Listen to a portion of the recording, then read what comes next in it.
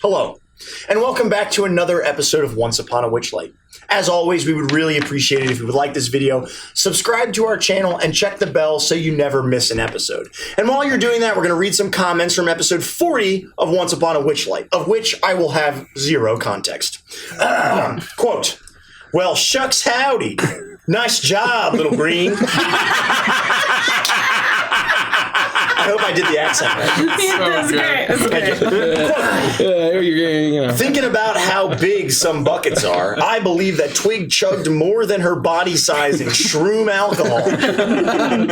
Is that like grain alcohol? Sounds quote, "Nikki, if they shenan, then they'll shenan again."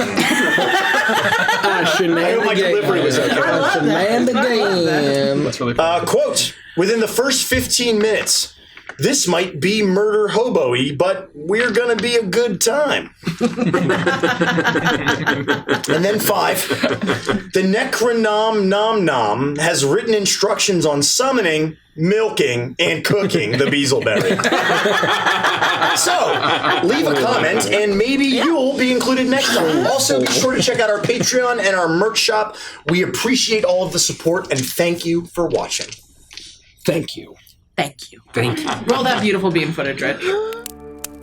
Once upon a witchlight hour, the sleeping queen stirred in her tower, and through grand halls past lock and key came to her slumber dreams of 3. The first brought laughter filled with fright, the second love defiled by spite, the third a world of pure delight.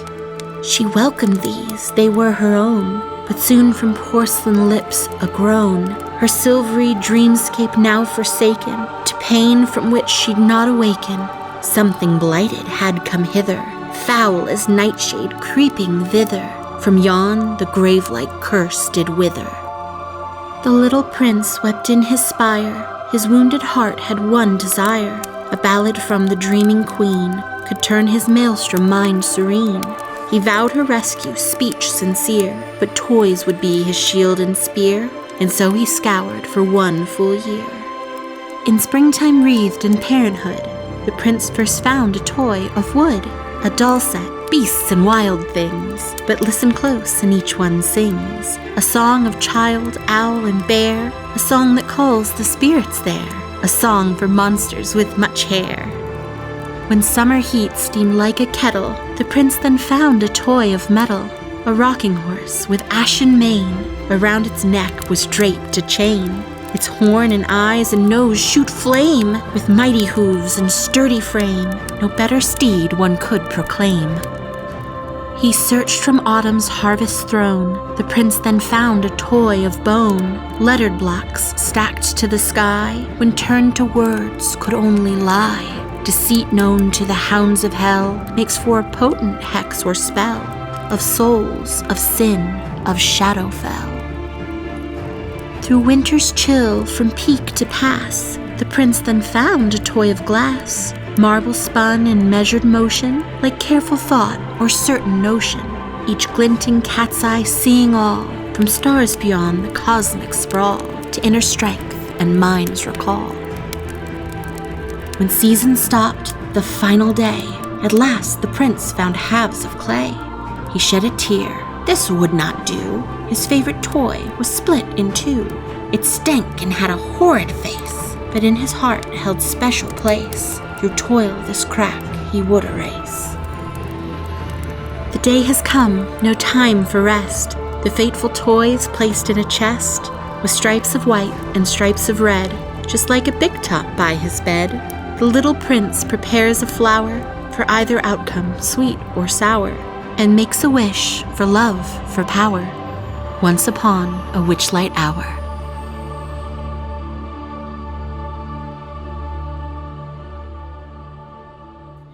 You have all found yourselves in the topmost room of Bavlorna's cottage, what is clearly a bedroom of sorts. And just like the rest of the house itself, this room is also cluttered and filled with the remnants of past-eaten meals, rotting food, buzzing flies, mannequins in the corners, bits of fabric and needles strewn all about the room. This is the place where she sleeps and works. This is the place that she exists for the majority of her existence in this house. It is very clear that this room is well lived in. It is dark, and the smell of damp and decay is much more pungent here than it is throughout the rest of the house. And that says a lot, given the first layer of this house is a soaking pool. Ugh. And it is here that you begin your search for Kremi's hat. Oh, yeah. It is here that you made your way from the study, the sitting room, that Bavlorna was having a meeting with one of the Darklings, when you were no more than maybe 6 inches tall. And it is here that you found your escape from all of that, not in any state to be bargaining or challenging Bavlorna. And as your eyes begin to adjust to the darkness in this room, the one flickering candle that is a light on her bedside table, illuminating only a small portion of this space, it is Kremi who notices first the movement in the back half of the room. What at first seems like a figure running across the candlelight. And as your eyes, Kremi, adjust, you eventually realize that the shadow that is inching across the walls, not attached to anything at all, but a shadow that seems to move on its own. And as it realizes that you have sized it up, that you've noticed that it is not attached to anything, it motions towards you almost aggressively before darting into the darkness, completely melding with the shadows itself. Only occasionally do you see, as the candlelight flickers and the light casts on a certain area, a bit of the shadow dart this way or that. And eventually you hear as the only other door in this space is pushed open no more than an inch. And you see just the trailing hand of the shadow as it disappears into the other room. No. With another creak and a click, the door is shut behind him. You fellas see that? Is that the thing we need to get for the King of Hearts? No, that's the fuck that has my hat. You think that was the creature that took your hat? Yeah, I think that's the thing that has my hat. And Are you certain? in its hand, you did notice that it was holding a spool of silvery thread that was thrumming with magic. It was silver. It didn't look like your hat at all. That would be a very small hat to have. How long have you been wearing a thimble hat? What the fuck are you talking about? Oh, hey, guys. Tormek's here in case you forgot. Tormek. You gotta... What do we talk about? Being more present so that we don't forget that you're in the room. Tormek is sorry. Tormek is just quiet sometimes. Oh, you're gonna make Hoochie an orphan. Oh, I thought it was a big one. I remembered that you were here. You've been with us this entire time, Torbeck. Well, thanks for not forgetting Tormek. You're welcome. What do you think about the time we grew real small in the hallway? What do you think about that? Oh, that was so magical. Yeah, wasn't it? I think it was very magical. It's quite literally the definition of whimsy. Yeah, exactly right. It was very. We're still. I think we're still very small, right? Or No, we're back. No, to you're It's pretty big now. Oh yes, I feel. Am I still? Oh, it's proportional still. Kremi, when your hat was stolen, did you see a shadow or... I recall you describing that there was nothing at all. Perhaps an invisible creature? No, I You think saw a creature. Yeah, it was some kind of fucking umbrella looking. Oh, yes. It was a dark mansion, It was a dark man. Oh yeah, it was some masquerading sort of like as a manta ray or he something. looked squid-like. My point is, what makes you Multiple suspect eyes. that this shadow creature has your hat? Because he took my hat, Frost. He's the last one that had it. That I was don't a know if shadow it still man. has It wasn't. It's a shadow man. It wasn't a shadow octopus no more. Well, I don't know. It was just all shadow. I'm thinking that the creature's in the shadow. What do you I think you might be projecting a little, Crummy. No, what I'm trying to say is I think that fuck has my hat and we should go get it. Well, why don't we rifle through Bavlona's personal effects first? How's that gonna help us? I mean, I'm into it, but No, that's a good point. Maybe the creature hid it in like one of these drawers or something. Maybe a bag of holding or something else is in here. And that's where it is. Yeah, you're thinking with gas. At this point, we have nothing to lose. We've rifled through every other room in this entire cottage. Let's begin.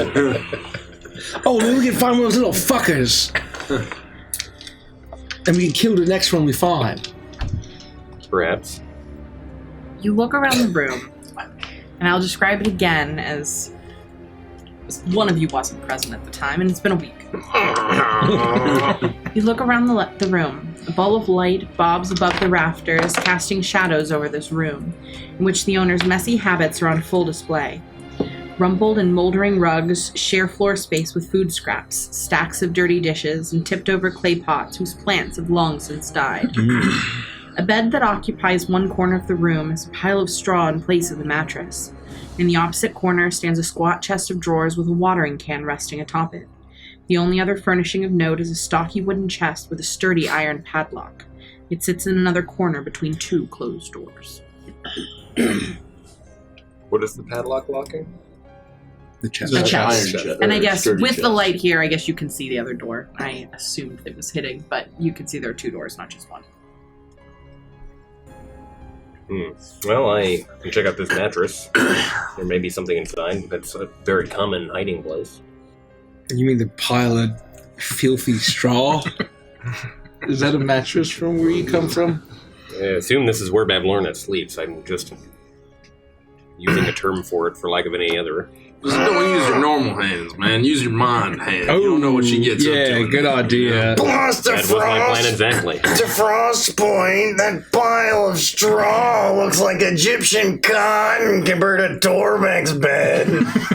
What do you sleep on? Don't ask.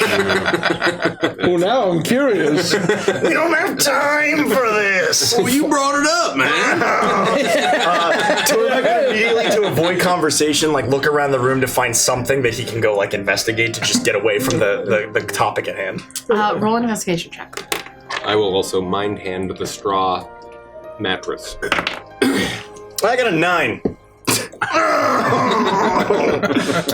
What will you find with a 9? Okay. You begin to look around, and I will let you know when you see something that interests you. What were you wanted to I wanted to go through the mattress, perhaps check underneath the rug. Well, that's where it was. I'm leaving the chest alone, but I wanted to sort of give the general room a patting down with my mind hand. You move your mind hand throughout the room, and you pick up some of the straw, and you see that straw is very light when dry. But this is laden with water. It's quite soggy. You can see the discoloration in all the bits of straw, places where algae has become adhered to it. And as you shake your mind hand to try and get the straw off, it sticks. And it, no matter how much you flail the hand, there are just strands of straw that are plastered to it. It's one of those gummy boogers that you can't get off. We'll work it for a little while, see if the friction gets there. You do that, and you can watch as the water is being squeezed out of the straw and it's dripping down onto the wooden floor. But eventually, you were able to get the straw off the hand, and it looks exactly as you would expect, like a disgusting straw bed fit for a hack. You look under the mattress, and you find nothing surprising. It's just the waterlogged and swollen floorboards of this hut. Well, those are all the obvious spots. All right, kid.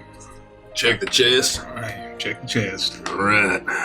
I'll go over to the chest and I'll unsheath my forlorn's remorse. Oh, yeah. Hey, remember me? Holy crap! What is that? Have you not seen his fancy knife? I don't think so. Oh yeah, he got a very ancient heirloom of a kingdom. It's very important, religious.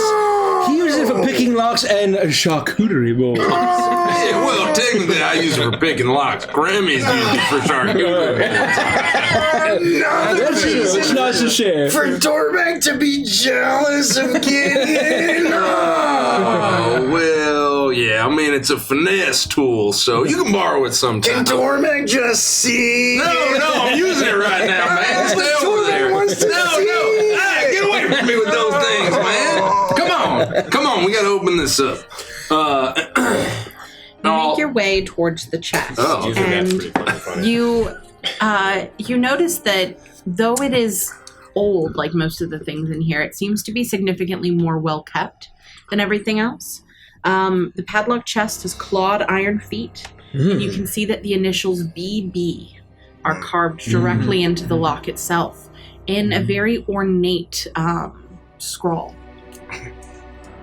The chest itself seems to be quite heavy, and that would be without anything in it. But you imagine just you don't.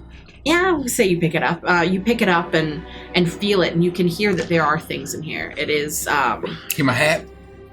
Well, Any hat sounds in there? any hat sounds in here? Hey, hat, are you in here? Oh, don't shake it too much. Oh, you think I'm wrinkling the whatever your hat's made of, like silk or something? Roll a perception check. You can wear a silk hat. I don't know, man. Probably like 6. I'm not that flashy, am I? Why would Bavlorna have a chest that belongs to Buster Brown? Believe BB stands for her name. Oh, I actually thought it was something big and beautiful was in here. No, it's Bavlorna Brightspot. That's brilliant! Dormac didn't even think of that! I mean, if I was going to have something and it was big and beautiful, I'd put it in a chest and I'd carve BB on the outside. So I knew not to, I put my big beautiful thing here, not in the closet or in the dresser or behind the mirror. Dormac will have to remember that. It's a good sorting technique. What did you get for perception? Oh, right. You forgot already? Ooh, 8. Lovely. You listen and you shake really hard, and you do hear a crack. Oh, God. I hear what? You hear a crack. Oh, no, I cracked your hat, man. I think it's in here. I think it's cracked. And to most people, it would sound like glass cracking, but to you, that is exactly it. It sounds like you have cracked Crummy's hat. I don't think my hat can crack. You sure that was my hat? I hate to break this to you, man, but your hat can crack. Man, it just did, I think. Well, But I believe it very strongly. all right. Well, I don't. So why don't you go ahead and open it up? I'm going to store this gentleman's hat in a box of rocks. That'll show them. Hello, Calais. His hat will be ruined this day.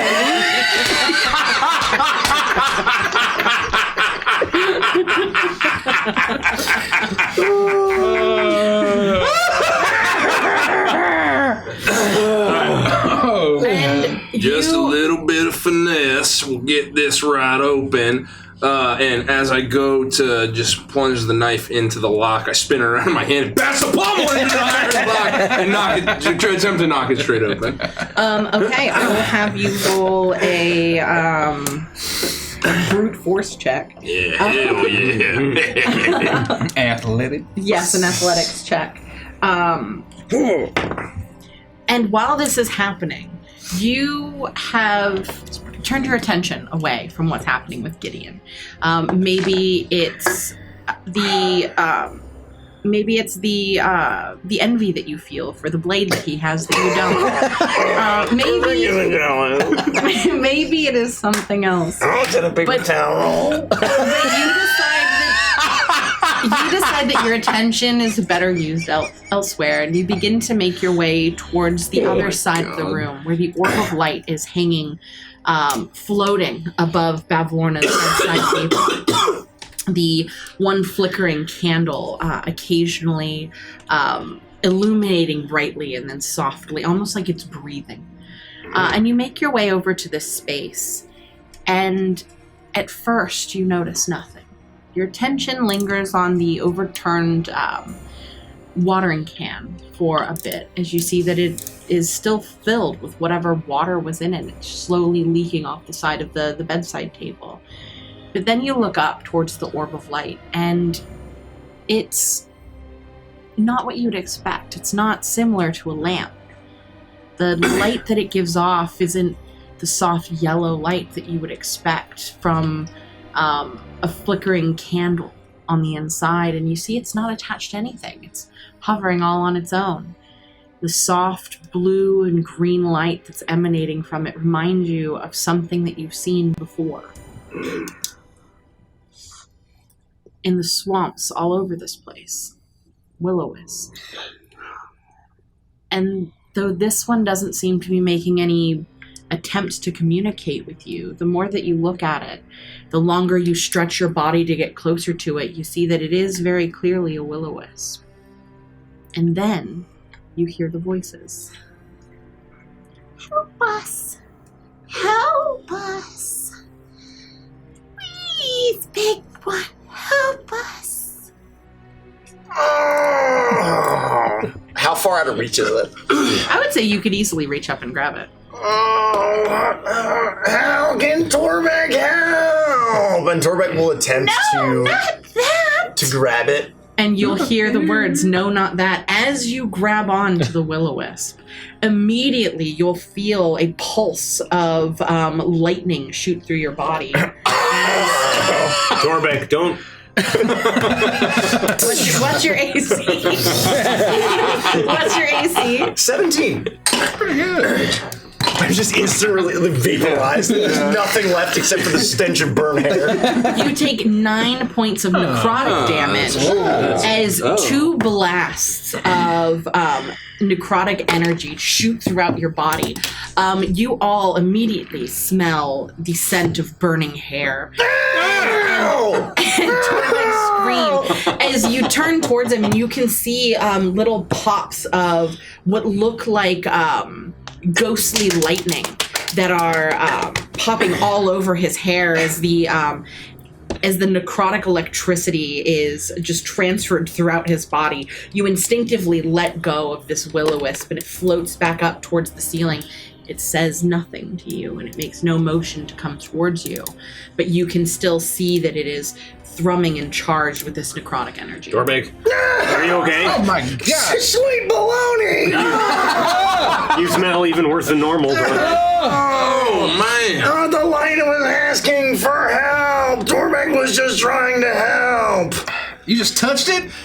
They said help us. How do you need help? Roll a perception check. That's where I'm. Normal. 18. Dread. Got him. I mean, you could still roll well. Yeah. 13. You listen and hear nothing. Torbeck, however, you hear, Help us! Not that! Us! Oh, of course! And this time Torbeck just immediately sticks his hand inside of it to see if it does anything different.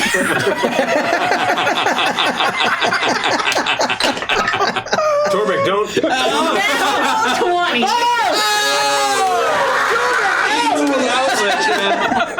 Oh, Jesus. Oh, my God. This time I get launched across the room and I hit the wall. You take 23 points of necrotic damage. No! As you thrust your hand into the light of this will-o-wisp, you can feel its small body cupped in the palm of your hand for just a split second before dum, dum, dum, and it just radiates this necrotic energy. It crackles. You can hear this entire room is buzzing with the hum of necrotic energy as you see these bolts of necrotic magic just dart all over the room. You see a couple of pieces of straw catch this strange blue flame for just a moment before it's snuffed back out by the liquid that is inside of every strand of it.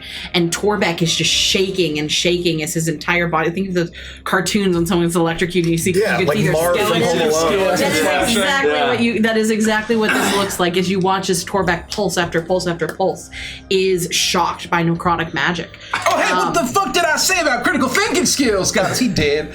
You just make sure he's not. Oh, he might be. If Torbeck would like recoil and basically crumple down to the ground and be like, Roll a perception check at Yeah, he advantage. sounds dead. I'm sorry? A perception check at advantage. okay.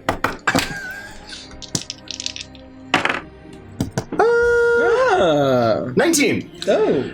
You slam into the ground. The thud of your body echoes throughout this room as Kremi shouts at you for your poor critical thinking skills. Frost continues to listen, not understanding what you're responding to as he's listening closely but can hear nothing. And as your head lands with a thud on the wooden floorboards, you see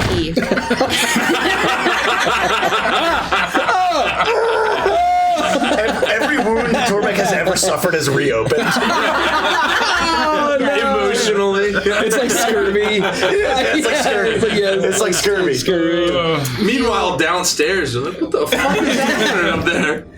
you see on the ground at the foot of the nestled between the foot of the bed and the bedside table, a flower pot turned over on its side, the dirt spilling out onto the ground, and embedded in it are two small stick-like creatures that look dried up and almost desiccated. But now that you're this close and you look at them, they're clearly not the dying remains of a plant, but some sort of plant-like fey creature. And as you continue to stare, you wonder for a moment if you are losing your mind as one of them blinks at you, its bark-like eyes cracking as the eyelids open. You can see that whatever moisture had been in this entity is long gone, and it struggles with every move that it makes. It slowly raises up its long bark-like arms, its fingernails twisted and gnarled, reaching out towards you as it says, "Help us, like, spit up some like black ichor, and then I like Torbeck reaches out his hand. He points over to where he goes, "Oh, it's coming from over there." Do I see the plant moving now? I would say you're not close enough to see it moving, but you do see that Torbeck is pointing towards an overturned flower pot. I will start to deduce that that's where the voices he's hearing is coming from and start to go over towards the plant. Hello? Help us! What do you need? What do you need? Thirsty! Oh, good thing I can... Oh, is there any water left? There is about a quarter of the murky, algae-filled swamp water. Good thinking.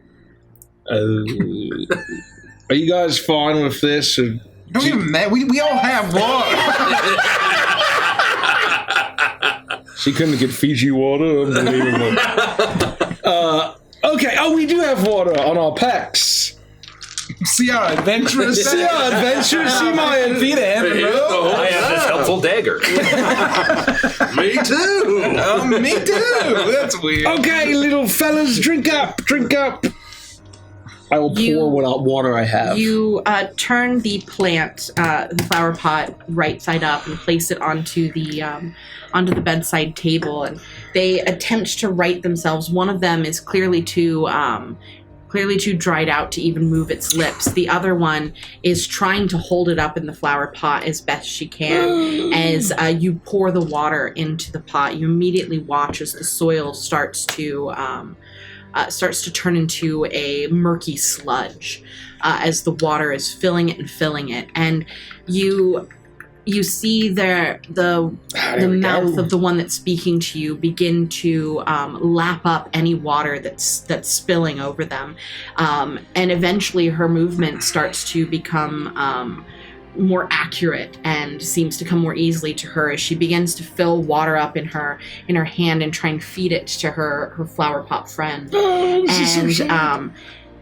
over the course of about 10 minutes or so, you watch as they go from being these twig-like entities that look brittle and barely alive to seeing bits of green leaves begin to sprout on parts of them.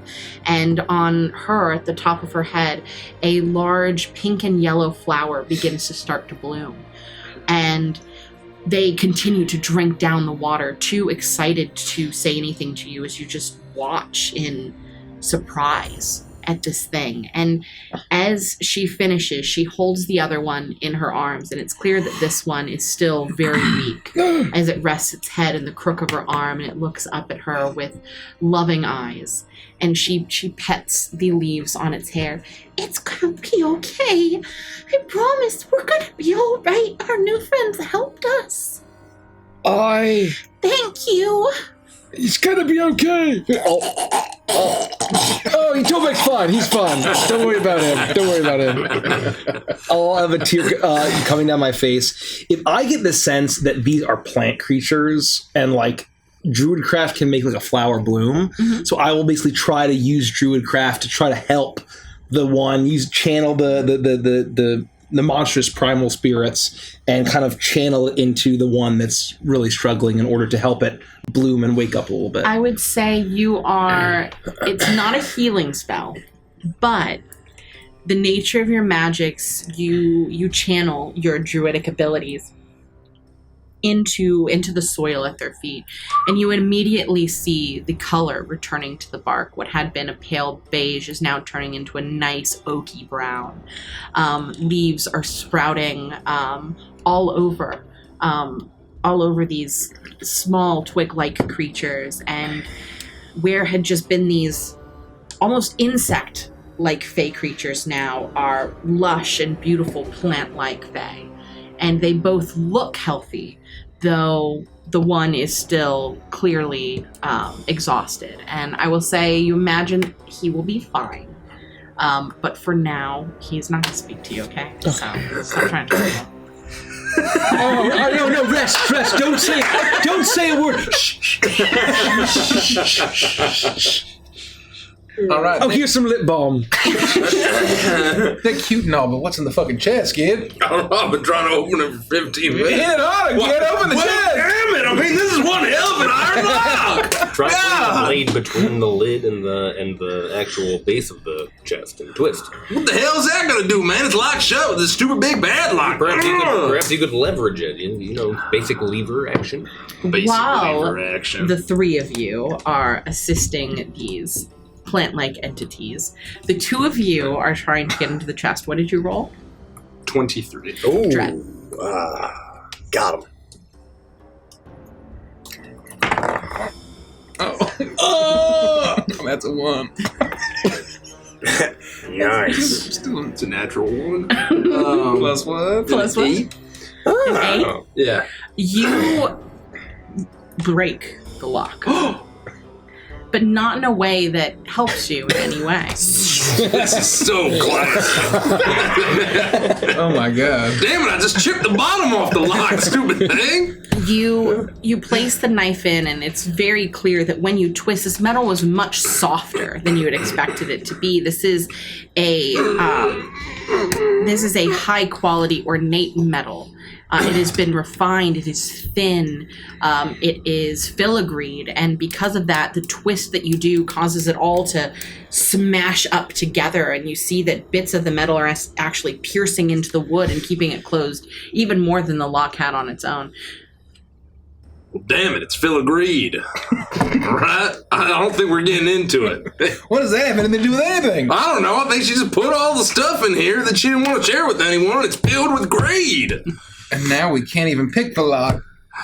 You imagine now you would have to actually pry the top off of this lockbox. Well, you know what to do. Just keep trying to break it harder, I guess. I'll try that. Okay. Don't you have a crowbar? Somebody's got to have a crowbar. Hey, Frost, you got a crowbar? Frost, give me that adventurous pack you got, man. You got a Torbeck, crowbar? are you okay? Oh, how long has he been here? Wait. Torbeck is dying. Torbeck's final Torbeck, be wish quiet. is to see Gideon's fancy knife. Torbeck, I'm trying to speak with Crimmy and Gideon. Torbeck, we're in the middle of something right now, man. No, Gideon, please. No, that's like, man, you're like barely a scratch over here. You see how thirsty these flowers are, man? Don't try and detract from the problem at hand. Look, if he's dying, you've used it, twice in Torbeck, 41 you die. episodes? I'm very close. I do have a light hammer. Oh, but you've seen what he does with his hands, man. He was doing it all downstairs. Once he dies, just take it back. I just don't know if I'd want it back at that time. Okay, here. Torbeck just tucks it into his pocket. Come on, man. What are you doing? Look at it back. Look, he's on the way out. Look at him. He's got maybe 10 more minutes. Look, let's get open the chest. Yeah, all right. Well, he took the thing I was going to use to try and pry it. Frosty won't hammer the damn crowbar. I don't have a crowbar. You have a crowbar? What are you hanging around? I have a light hammer. Do you want this ball peen hammer? Well, I mean, I can try. Yeah, give me the ball peen hammer. All right. I'll knock around on the chest a little bit and see if I get any kind of sense that there's like a weak joint spot that I could just smash with a ball peen hammer. All right. You roll an advantage. Ooh. I got a ball peen. That's pretty good. What was this? Is this athletics? Yeah. 26. All right, that's not enough. Holy shit. No, I'm kidding. Of course it is. Oh, yeah. It reverberates your up. bones. Yeah. Shatters my forearms. Yikes. This go. You take the hammer and you tap around for a spot that seems to be weaker, and you hear a couple, but you're not all that calculated. Who are you kidding? And so you take the hammer and you just smash. And you smash a huge hole in the top of the lid. Large enough that anything that's inside you would be able to pull out. Though the two pieces have not separated from each other, you now have access to the contents inside. Well, let's see what Big Beautiful's hiding, eh? Oh, God, I can't look. Yeah, cracked her open just as easy as... Never mind, is there that in here? And I'm also curious. Well, I look inside the chest. You reach inside and you pull out a 12-inch tall marionette. It has faces on opposite sides of its head. That ain't your hat. Don't care about that. One face is a moon and the other is a sun. Oh, shit. You find an unpunched ticket from the Witchlight Carnival. The ticket looks older than the ones that you had before. This can't be relevant. And where you expected to see the names, the signatures of Mr. Witch and Mr. Light, you see the signature of a woman named Isolde. What? My black and You broken pull arm. out 3 spell scrolls. All tied together. Don't care about that. You continue to reach in, and you pat around in the velvet-lined box. There is nothing else. What was that sound? What cracked? Where's Cremmy's hat? It's clearly not in here. Well, I got good news and bad news, man. All right. The good news is your hat's not broken. Well, that's good news. Yeah, I thought you'd appreciate that. The bad news is it's still nowhere to be found. There's nothing else in this chest. What about like a secret compartment or something? Like check the walls, maybe? Shit, well, I just blasted a hole straight through the top. I can't really get the proper leverage to check for secret compartments, but I'll try. Roll a perception check.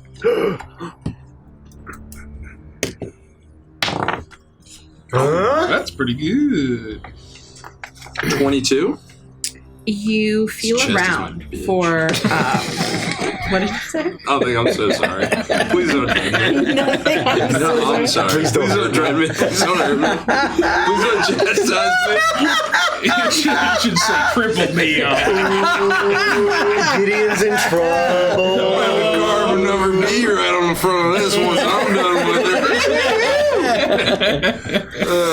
Big Gideon? evil bitch. Yes, ma'am. You reach around inside, and there is a trap. But it's not a trap door. It's a poison trap. Oh. And you die. What? Macy, you may leave the table. I'm just kidding. You feel around in there, and there's nothing. back from Torbeck, man. There are no hidden Justice. traps. It is simply just a chest. Tolbeck, how are you feeling? Are you okay? Oh, you need to drink something. Oh, I'm out of water. I'm thinking. You know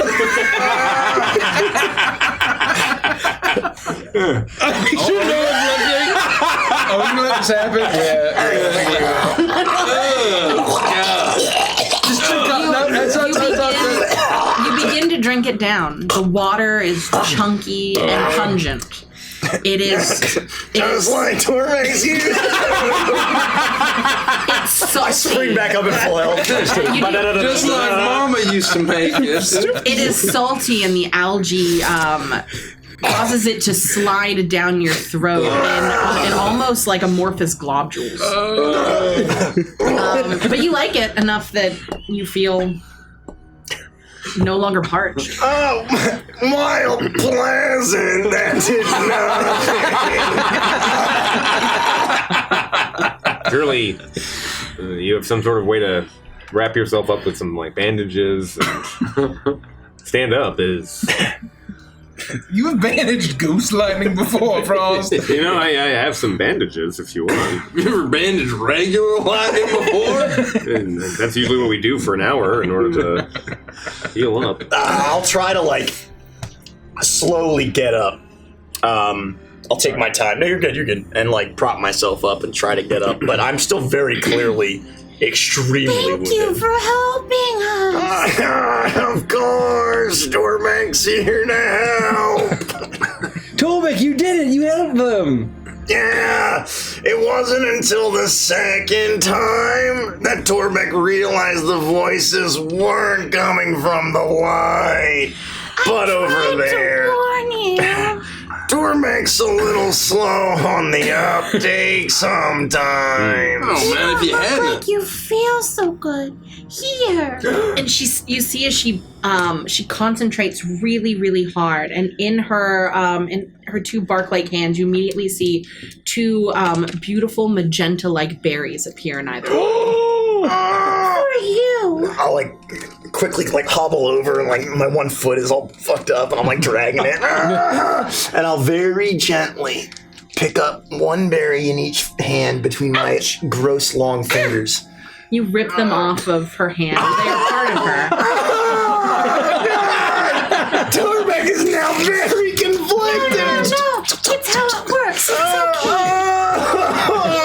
Perfect, wait. They're delicious. No, I'm just kidding.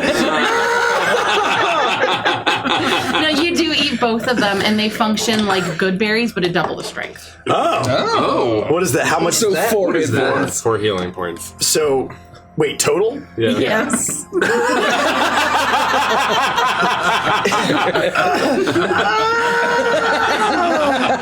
One of your wounds. Yeah. You regrow a toenail. Partially closes a little bit. Oh, that one stopped seeping. Wrap yourself up if you have some more rags. I don't know where you would have them, but There are rags everywhere. oh, you can use some of these waterlogged rags. Okay. Oh, she uses that one to wipe. Torbeck's not a doctor, but that's probably not good. Well, too late, Torbeck guesses. This day's gone from bad to worse. The gang kills Torbeck with sepsis. Surely this This won't come back to bite Corbin. You died of dysentery. That was very generous of you. Do you have a name, perhaps, a little plant one? Yes, my name's Wisty. Wisty. And your child? Oh, Your my plant mate. yeah, your plant mate. Yes. You must see everything that happens in this space since Bavlorna brought you up here and put you in this enclosed pot. No, No? I only know some things. Oh. What do you know? We would benefit from your knowledge. Okay. Questions that you have? Well, do you know the significance of any of the objects in this room? Have you seen Bavlorna hide anything that is meaningful? And, Grammy, have you seen a dark mantle with a hat pass through this And area? ask her if she snores in her sleep. Do you snore in your sleep? No, ask her if Bavlorna snores in her sleep, man. You gotta be more specific. You can't just... I don't snore in my sleep, no. Oh, well, shit. Here. And she reaches down into the soil, and she reaches around. No. Yeah. No. Here. And she pulls out a black iron key. All of her special things she puts in the room over there. And she points to the room that you saw the shadow go into. She uses one of these keys to get to it, but I've never seen inside. She just hid it in our soil once. Is that a berry too? Torbeck, no! Oh, calm down, guys. I will mind hand into one of your wounds. You just watch it. Frosty. I'm sorry. What were Just wanna the other contribute. questions? Did you see a very fine purple top hat with a nice silk ribbon around it? I did see a hat float through here 3 hours ago. Was that 3 hours That ago? about shit. So that's probably about Oh, yeah, I guess we rested been like kind of, We haven't really taken our time. yeah. Could've And watched did it go through Fellowship of there? the Rings in Yeah, all this man, time. You went into that room. All right, Stop fellas, for let's ice go. cream and... Well, what the hat look like? Well, it was Toppy and Hattie. That's it. I mean, whatever. That's the one. I've never heard it described more accurately in all my days. That sums it up. Do you want to be here? Should we? Should we free you? Yeah. Is there a way that we can free you so you're no longer dependent on this slop water? Out of the empty can. If you took us out to the balcony Mhm. and just tossed us over the edge. You'd be fine with that? Well, yeah, we could swim through the water and eventually find soil on land and grow. And once we have our feet grown, we can then walk into the woods all on our own. And you don't grow anything nightmarish? We won't unleash some sort of horror into the world? We'll get really big. We're young right now, but eventually we'd be too big for a pot this size. Do you promise not to do evil? Yes. All right, that's Good enough for me. Yeah. Who wants You'll be very skilled at fighting zombies in your future. Gideon, go chuck them out into the swamp. What? Fight zombies? All right, come here, little pot guys. Thank you. Uh-huh. And what? Just throw them out the window? Is that the idea? All right. Oh, so long. Show us what you want. Wait, is Babylon snore? What just happened? Well, the only one that could answer any of our questions to develop the plot just threw him right out the window. That was all so quick. Yeah, well. It was over in an instant. Rico told me to do it, man. I wasn't sure if I shouldn't. I just threw him. I wonder if we should have taken them out of the pot before we threw them. No, they said that's what they wanted. yeah. They couldn't spend a single moment more in this hut. And so Yeah. Gideon was the only one who's going to be able to throw them far enough. Well, they Out asked the you window. to take them to the balcony and drop them off of it, but throw them out the window. Oh, no. I threw him as hard as I possibly could. Are you sure they won't hit land? No, I'm not sure of anything. I don't even know where we are. There's a like cutscene to a bullywug.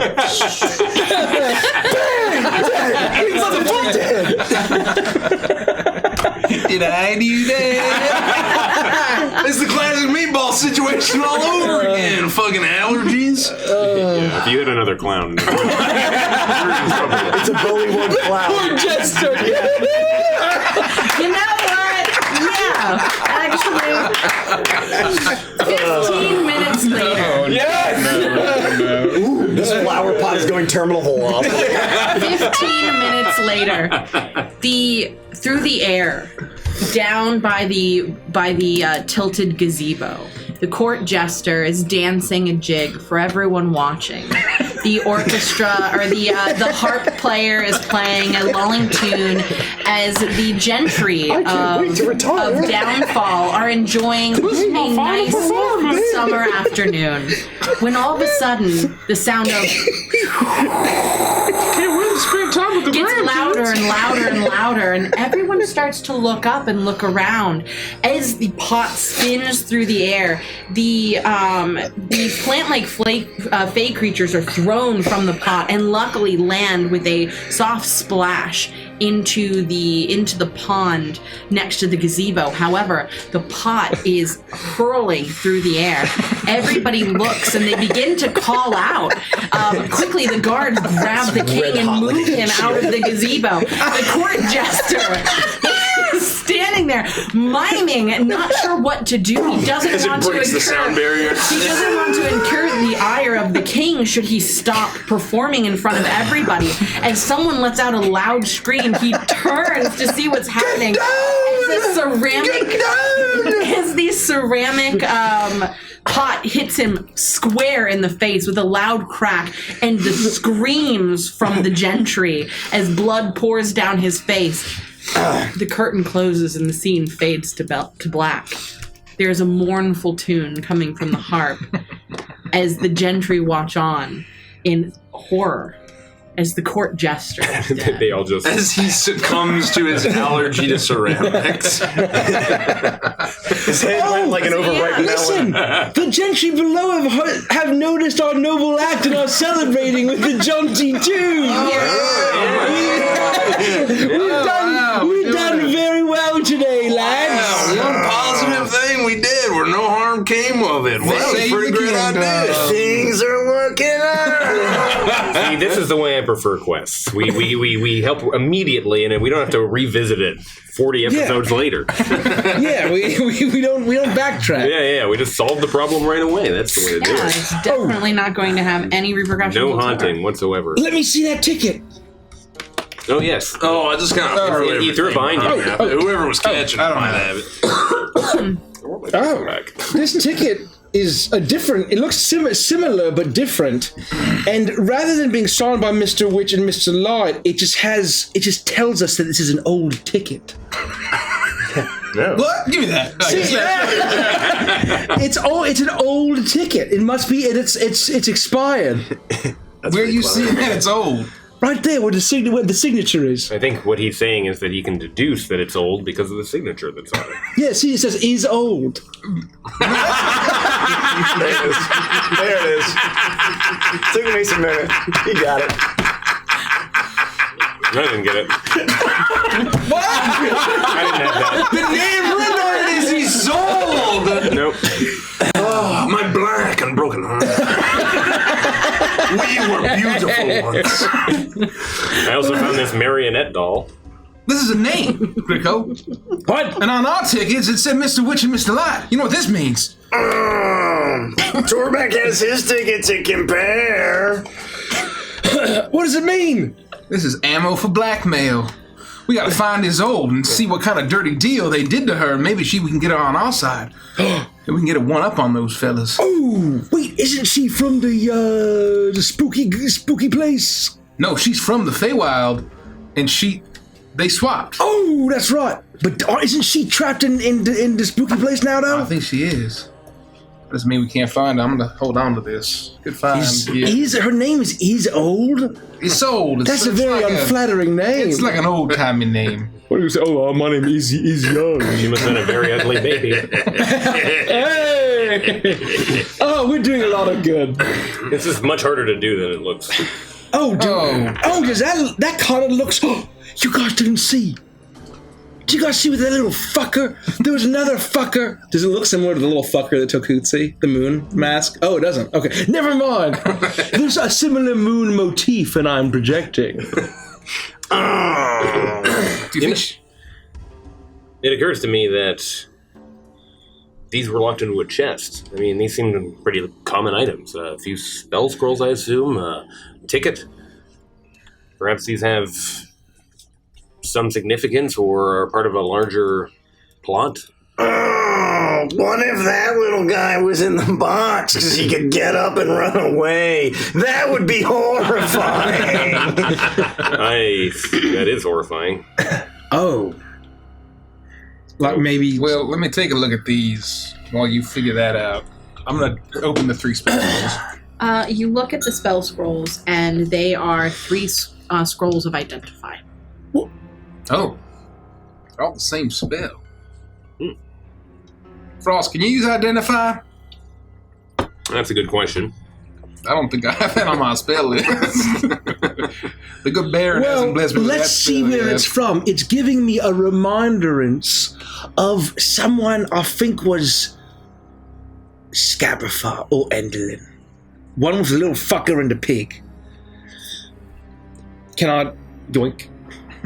I'm gonna look at to see if I can see What are you anywhere. looking at? The marionette. Oh, you see, To see if it's there's anything that like I can tell where it's from. Is there like a tag? The body Is no itself fun? is wooden, and there is the symbol of a crescent moon carved into the bum of the doll. Oh. What you do see are the initials EM that are written on the tags on the inside of the EM. box. It does remind me of that. Wait, what? Extra body. Endelin Moongrave. Oh, man. I think that was the one of the little fuckers that came and stole Hootsie because she had a moon mask, or he had a moon mask, or he had a moon mask. Is it perhaps some sort of a doll that represents the sister of Bavlorna to her?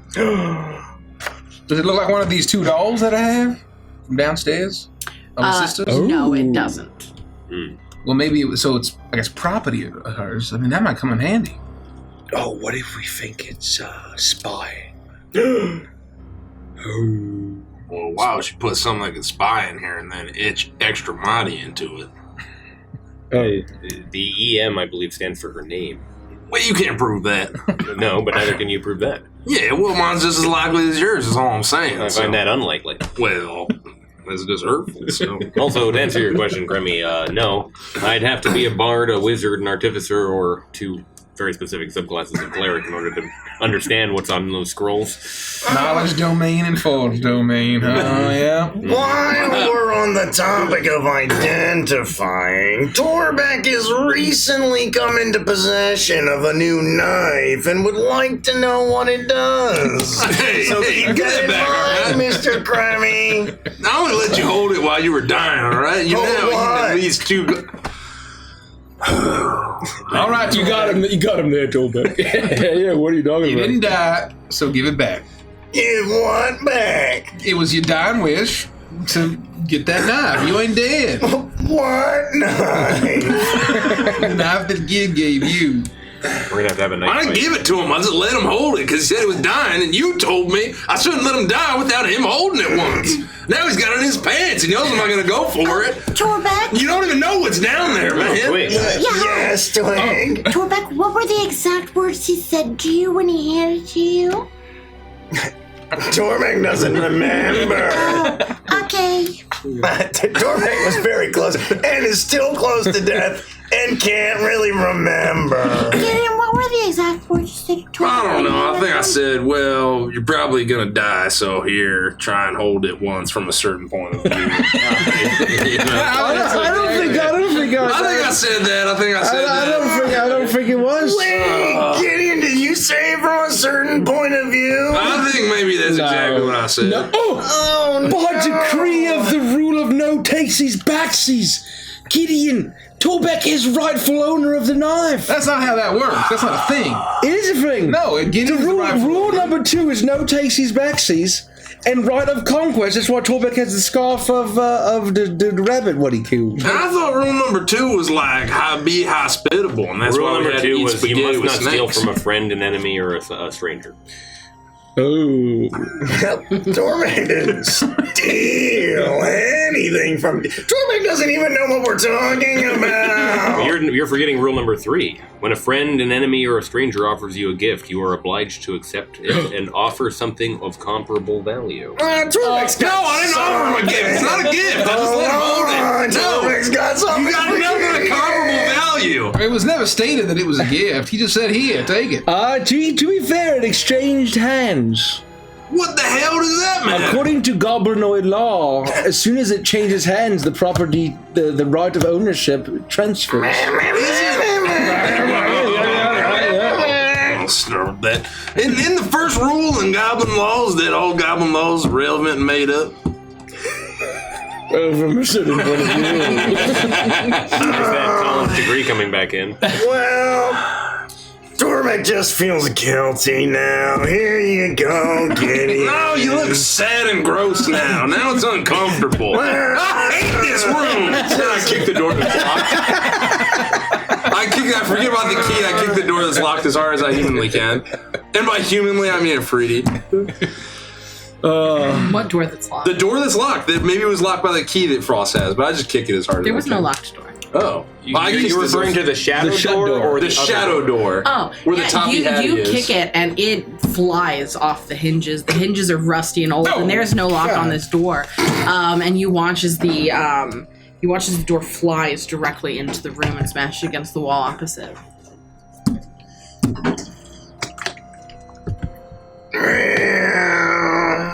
Torbeck's sorry. It was a misunderstanding. Frosty, can you clean this up? Torbeck, why don't you enjoy a new friend? Oh, that's creepy. I'm Mr. Mooney. Oh, it kind of scares Torbeck, but Torbeck kind of likes it. If you get on my bedside, I'll moon you. That's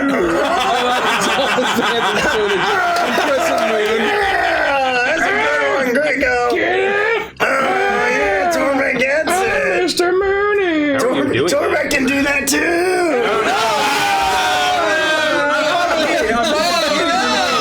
Here you go. We go to the room. Oh, God. Where's everyone going? Torbeck moons everyone. You all rush into the other The room. will-o-wisp is like... Yeah, that would kill me. This musty room looks like a miser's attic. Lying in tall heaps are discarded blankets, quilts, cushions, and clothing of all shapes and sizes. Not to mention musical instruments, toys, dolls, jewelry boxes, flower vases, child-sized caskets, and broken furniture. Among the heaps of junk are a few oddities, including a stag's skull hanging on the wall, a white porcelain jar with chicken legs standing on a table, a fancy helmet placed on the faceless head of a wooden mannequin, and a 5-foot-long bronze statue of a giant frog squatting in a corner, its mouth agape and filled with impenetrable darkness. A weak croaking sound calls your attention to a tiny, shriveled figure lying on the floor. It lets out one final gasp before dying. One of the Lornlings is laying here, its arms outstretched as you watch as its eyes roll back in its head, and it takes its final breath as it, in its last moments, tried to reach out to you for help. But you were just a little too late, as this thing lies here, now slowly getting cold. Oh, God, Gid, you killed him with the door. Oh, jeez. Well, there you go, Greco. Well, there's a dead one for Are you. you sure that's why it's dead? Well, I mean, he knocked the door off the hinges, and then there's a dead thing in the room, and it just fucking died. It's possible that it was dying for an extended period of time listening to us bicker on about all the garbage that we talked about for the last 30 minutes. The door probably didn't help, though. That's so true. Oh, man. Okay. Oh,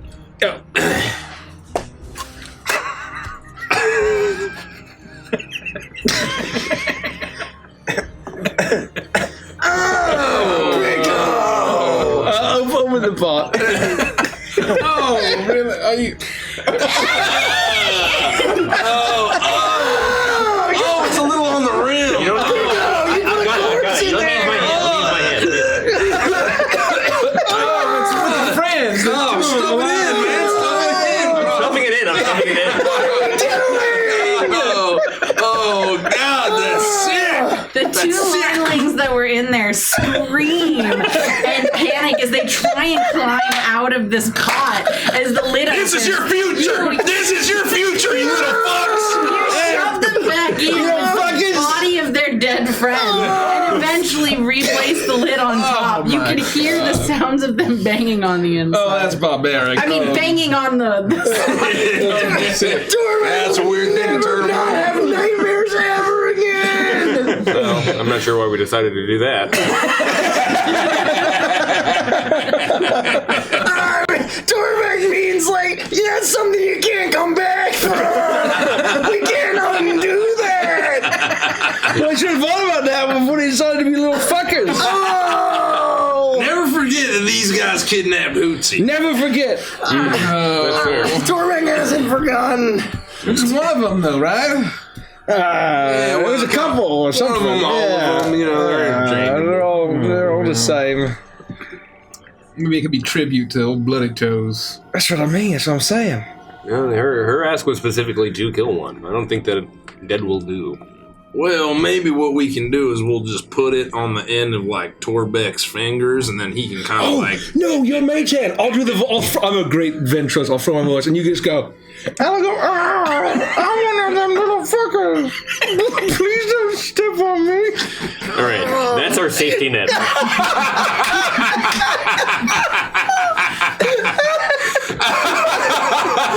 We can do that. We can just let Bloody Toes kick it, and then it'll be dead, and then perhaps the deception won't be true. Oh, that'll work perfect. You hear that? See, that's what I'm saying. I don't know if they can hear us. They're just stuck in silence with their dead friend. They're definitely processing what's happening. What do you think is going through the head? Oh, nothing. I think their minds are fucking shattered. Oh, that's what empathy feels like. Oh, They're probably forging weapons from its bones.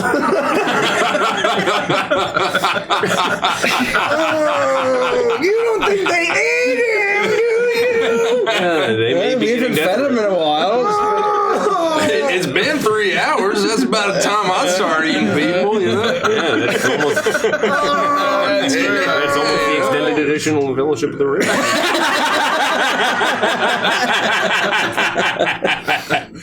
Are we gonna find this Toppy Hattie or what? well, We're they looking said it out was for in the the shadow. frog, and there's the frog. But I think the shadow thing's in there too. So we gotta be careful, all right? So we gotta sneak up on it and restrain it so that it doesn't hurt my hat, all right? Want me to light it up? No, don't light it up in case my hat's in there. Oh. There's another outcome we need to be prepared for, which is just that the darkness is some form of trap. We should probe it and be ready for shadow attack or danger. Dorvac's arm is ready. No. I'm talking about some inanimate object we don't care about in case it's consumed by, I don't know, evil. So said his Dorvac's arm is arm ready. is. You heard him the first time. If you want to, I feel that you are very near death based on your smell alone. It's more that this is usually the time Mr. Kremmy makes me. I mean, you do look like shit. I mean, I wouldn't mind if you sat this one out and... Why don't you take a rest? Yeah, just go play sit with in Mr. Mooney. Just go sit in the corner. Some sort of long, like, rock or something that I could prop with. McDonald's is An open investigation late. That's a deep cut. That's a deep cut. That's really good. Hey, boomers. Hey, we're back tonight. Give me some of that 16 action. You find a pile of junk, and you begin to rifle through it. And you do eventually find the broken off handle of a broom. Yeah, it's a broomstick. But in the process, you also disturb something else. Oh, no. A shape moves in the gloom. A dark humanoid figure lurking amongst the junk. Oh. It clutches a large spool of thread in one hand as it presses itself up against the wall and attempts to head for the door. Stop there. Twig, lock it! Grab him! Wrap him up! If he doesn't respond to my stop there, He does not. then I'll do Or something. it does not. I will, Shadow. very quickly thinking, I will... And you're attempting to grab it? I'll like dive at it, see if I can get my hands on it. If whatever he's doing isn't way better.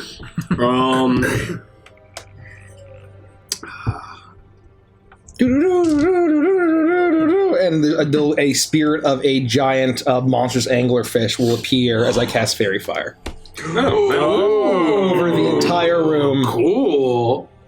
Because it's like a 20-foot cube. Probably a normal room. Yeah. So it's 20 by dexterity 20. saving throw for anyone, all objects. So if there's a hat, it might be. I think Does so. it touch us too? Yeah, I guess so. Yeah, we gotta dodge it too. Oh, get down! Oh, roll a natural 19. I will literally, with the broom handle in my hand, see if I can actually trip a shadow.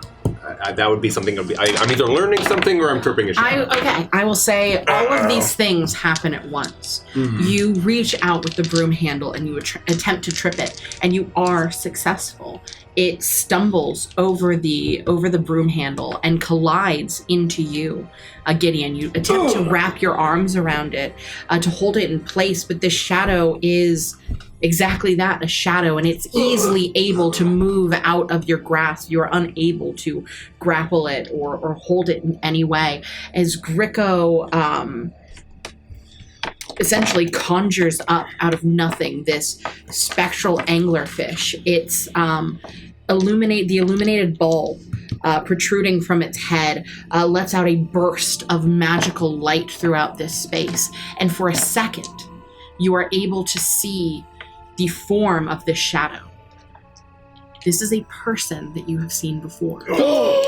Sitting downstairs with Bavlorna Blightstraw as you speak is the eldest Darkling sister of the Darklings that had arrived here in the Stormcloud balloon.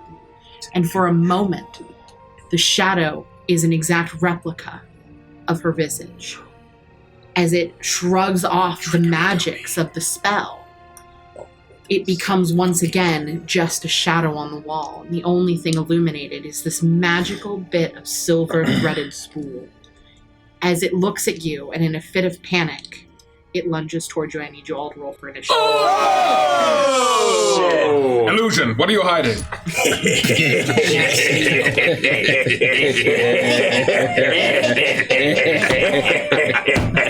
20 to 25. I never rolled for initiative. 21.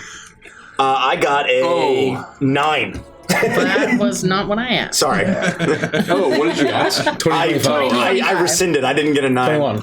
21. 15 to 20. 17.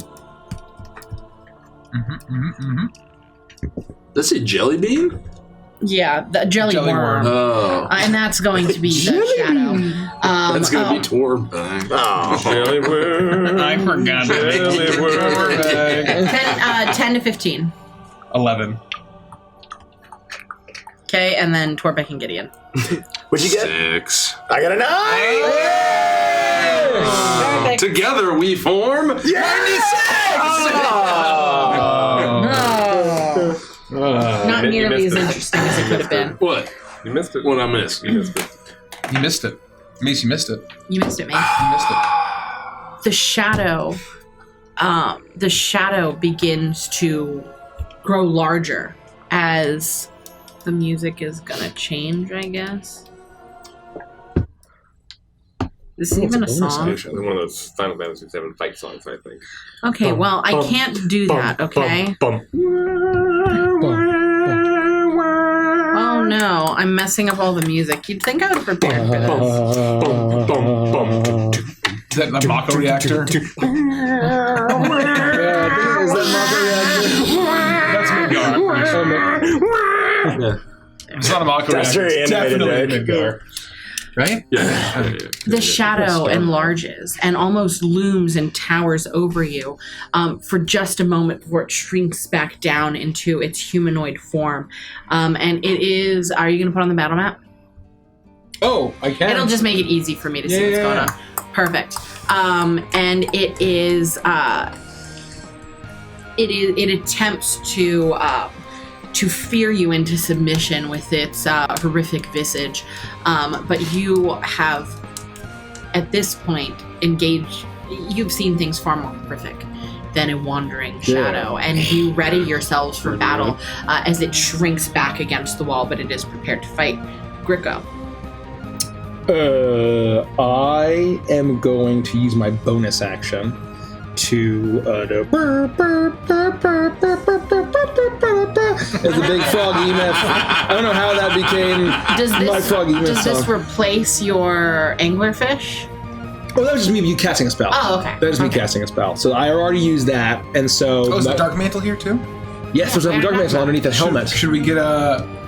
It is not engaged in battle. It does not seem like it has any interest in fighting. It just wants to hang out with the hat that it has. Is the froggy myth this spectral three-eyed tentacled frog monster? It lashes out its tongue. As I'll just stand right.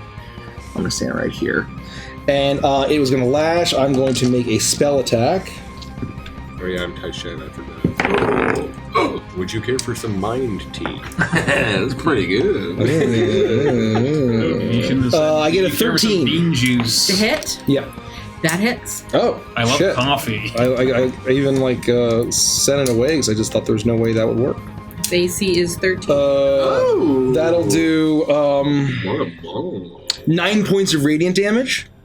Radiant damage, okay. And then for spells, I think I get free guide. I get 3 free guiding bolts. Is that one action? Yes. You summon this froggy myth, and it lets out its its lashing tongue. Yeah, like a giant A glowing radiant tongue lashes out towards the shadow, and you see that the shadow doesn't make any noise. The image on its face is one of intense pain, as it seems to take significantly more damage than you expected.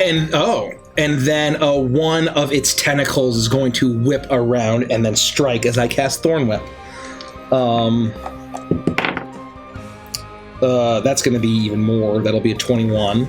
Or no, 20. And then this will just be piercing damage, and I'm going to choose not to pull it. Actually, I will. I'm going to whip it around, and I'm going to pull it closer. Is this considered magical piercing? Yes. It's magical piercing, and it takes 5 points of damage. And I'm going to pull it 10 feet closer to me. So hopefully Gideon can get it. And that's it. That's my turn. All right. Hey, you're not going nowhere. Get over here. You aren't able to grapple it in any way, but I will say that you're allowed to whip it forward. You just can't hold on to it. Yeah. Frost. I look around. Do I see any other exits besides the one door that we came through? You see the door that went towards the bedroom, and from this space, there are no other exits. This is solely just a storage closet. A very large storage closet. Essentially an attic. I'll say to the shadow, back up and stop attacking us. Move, bitch. Get out the way. Move, bitch. Get out the way. I'm a rapper now. We have you. Your only option is to surrender. And I will telekinetically shove the shadow. And with my action, I will close the door and use hold portal to slam it shut and lock it with my mind to prevent the shadow from escaping. So, Grio just moved it forward and you're pushing it back. Mm-hmm. Okay, great. You, it has to succeed. If it doesn't want to move back, it obviously can fail, but it can succeed a strength saving throw. No, it doesn't. Okay. And so it does move back that amount. 10 feet? It's actually 5, hilariously. Actually, it might be more, depending on how... Anyways, we just say 5. And hold portal slams the door shut. It does. Which I will read out loud. I hold a gate, door, or hatch shut as if it has been closed tightly and barred, or magically wedged shut. Opening or closing the door requires a strength ability check. So that's my turn. I'll stay where I am. It is Twig's turn. You all immediately hear a strange sound. The sound of clanking on metal. Twig is actually not here to fight. Twig seems to have found exactly what she was looking for as you watch as half of her body is submerged in darkness as she is climbing into the mouth of the giant frog. Twig, no. With a loud clank, you hear her yell out and tumble down into the mouth, completely disappearing. A secret chute! Or something much worse. It is the Shadow's turn. Twig! The Shadow looks towards all of you. The door slams, and if a shadow could hiss, you imagine you would hear that noise reverberate from its mouth. But it can make no noise as it looks towards all of you, and it is going to... Gideon's the closest one, yeah? Yes. Well, I'm gonna be closer. No, Grico. I'm closer, yep. Alright, it's going to rush towards Grico. And it is going to make its attack on you. Oh, Gideon is closer. We're on It's two movements. It's fine. 2 or 3. It's fine. I picked Gideon. I picked Cremo. 15. Oh, fuck! Cremo, I believe his name is. That's right. I did just give her a bit of a... So that is definitely going to Tongue hit. lashing. I like a red rose, and I am feeling a little thorny. It does 8 points of necrotic damage. I hope I remember to heal. I did. Can you lower your strength score by 4? Oh yeah. Don't hit me. Go. Gideon inside. Wow. Grico's like an empty Capri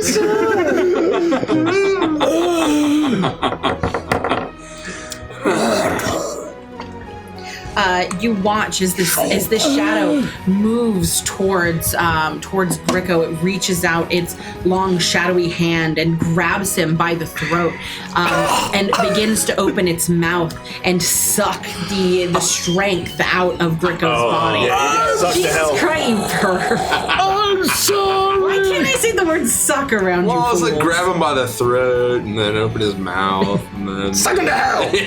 He just dementors him. Yes, very Dementor-esque. And that is the Shadow's turn. And that's Jellyworm? Yeah. Okay. Cremo.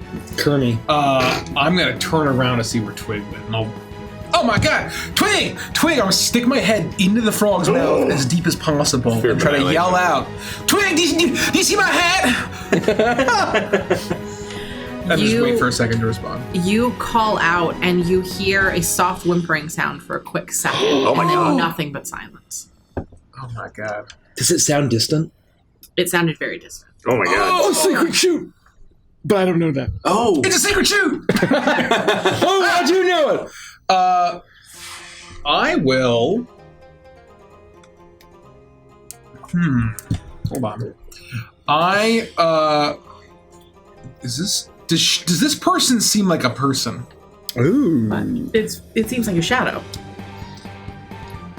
You would And I know what a wouldn't- shadow is. You have familiarity with it. Is clearly a detached shadow. How this happened, Okay. you're not sure. Got it. I will say you So that wouldn't remember walking through the room, and I will say, just for the sake of ease, you noticed as you were walking, and you found it to be strange with the way the light was filtering in through the windows, that the Darkling that was there with Bevlorna did not appear to have a shadow. Whereas you could see Bevlorna's on the floor, you could not see the Darkling. The plot thickens. Just like Cremmy. All right, you're holding this up. I'm gonna point my cane at her and shoot Eldritch Blast at her. Okay. Oh, that's pretty good. That's 20 something. That hits. 11 points of damage. You Force let damage. out a burst of magic from your cane, and it slams into the shadow, and you watch as it goes straight through, doing significantly less damage than you'd expected. Oh, man. What was the damage that went? Radiant. Oh, yeah, that makes sense. It probably is resistant to many other types. I look around the room for any radiators. Or back. Do I feel like I can hide? Ooh. I would like to use my turn to attempt to hide. Oh. How did you fare on the fairy fire? Oh, that's right. That's right. What's the roll? I believe it's a 15. Oh. Dex? Yes. You know, Torbeck got a 20. I failed, so I'm Twisted Dread. bum, bum, bum, bum. Torbeck got an 11.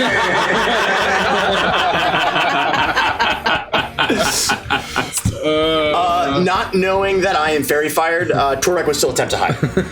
You attempt to hide, Torbeck, but the magic from this spell that Grio had cast is almost like glitter in the way that it coats your body, and every single one of the hairs on your body is just covered in this illuminated glitter as you shrink back into the shadows and you hunch down. You do not realize that you are the equivalent of a bioluminescent mushroom in the middle of a dark forest. And also unknowingly, Torbeck doesn't realize how loud he's being as he's slinking back in the shadows. He's saying, "Please on her, Torbeck! Please on her, Torbeck! Please on her, Torbeck!" And he's trying to hide. That's my whole turn. Okay.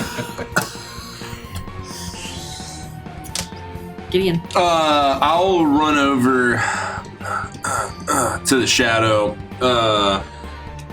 Grummy, is Twigsy just right in the mouth of that thing? Yeah, something like that. Just kill this thing and let's move on. Well, hey, quit sucking the soul out of my friend, you freaking shadow! And I'll just shadow box it and attempt to hit it twice.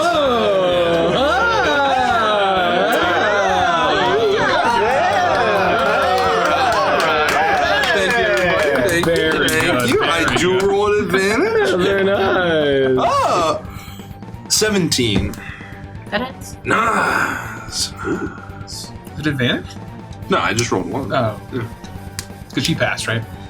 That's what? The Darkling passed the fairy fire. Oh! Yeah. What is the D8?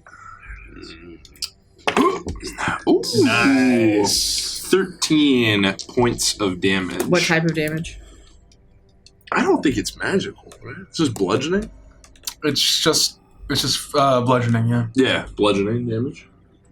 Okay. You punch into the form of this shadow, and it almost feels like you're punching into the wind. There is no resistance as your fists punch through, and you feel like the damage that you're doing is significantly less than you'd expected. Ooh. And how much was it supposed to be? Would have been 7 plus 5. 4. 5. 12. 12. 12 points of damage? And then one other. Yeah. And then 6. 6 types of what damage? All bludgeoning. Oh, so it's 12 plus 6. Yes. Oh. All right. You punch into it, and it seems to not be doing much at all. Grio. I think I got it on the ropes! You feel the strength sap from your body as the shadow looms over you, its sole focus being on you. He's got a lot more strength for you to eat up. And I am going to just use my bonus action to do another tongue lashing. I believe it's disadvantaged because it's a ranged spell attack and there's someone in my face. Actually, no, I'm going to disengage. I'm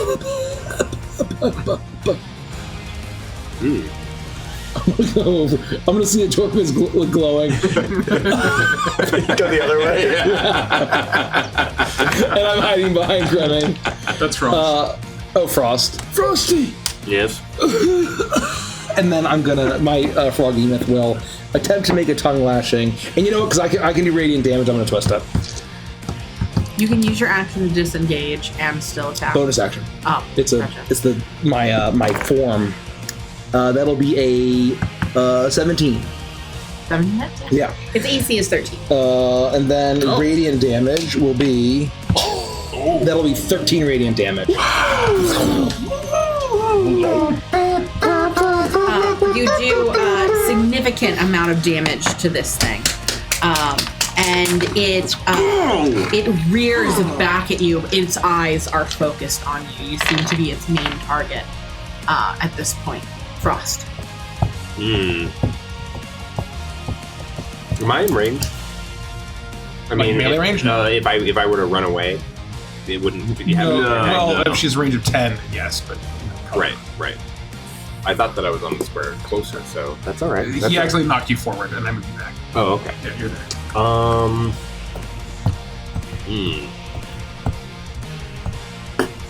I will, just for funsies, give it another telekinetic shove. It needs to make a strength saving throw. I want to see if I can shove the thing it's holding. Natural 18. It holds onto it. And this time I will reach into its shadow mind and attempt to find anything there that I can crush. That might work. Make an intelligence saving throw, please. Survive this downstairs. Natural 15. Uh-huh.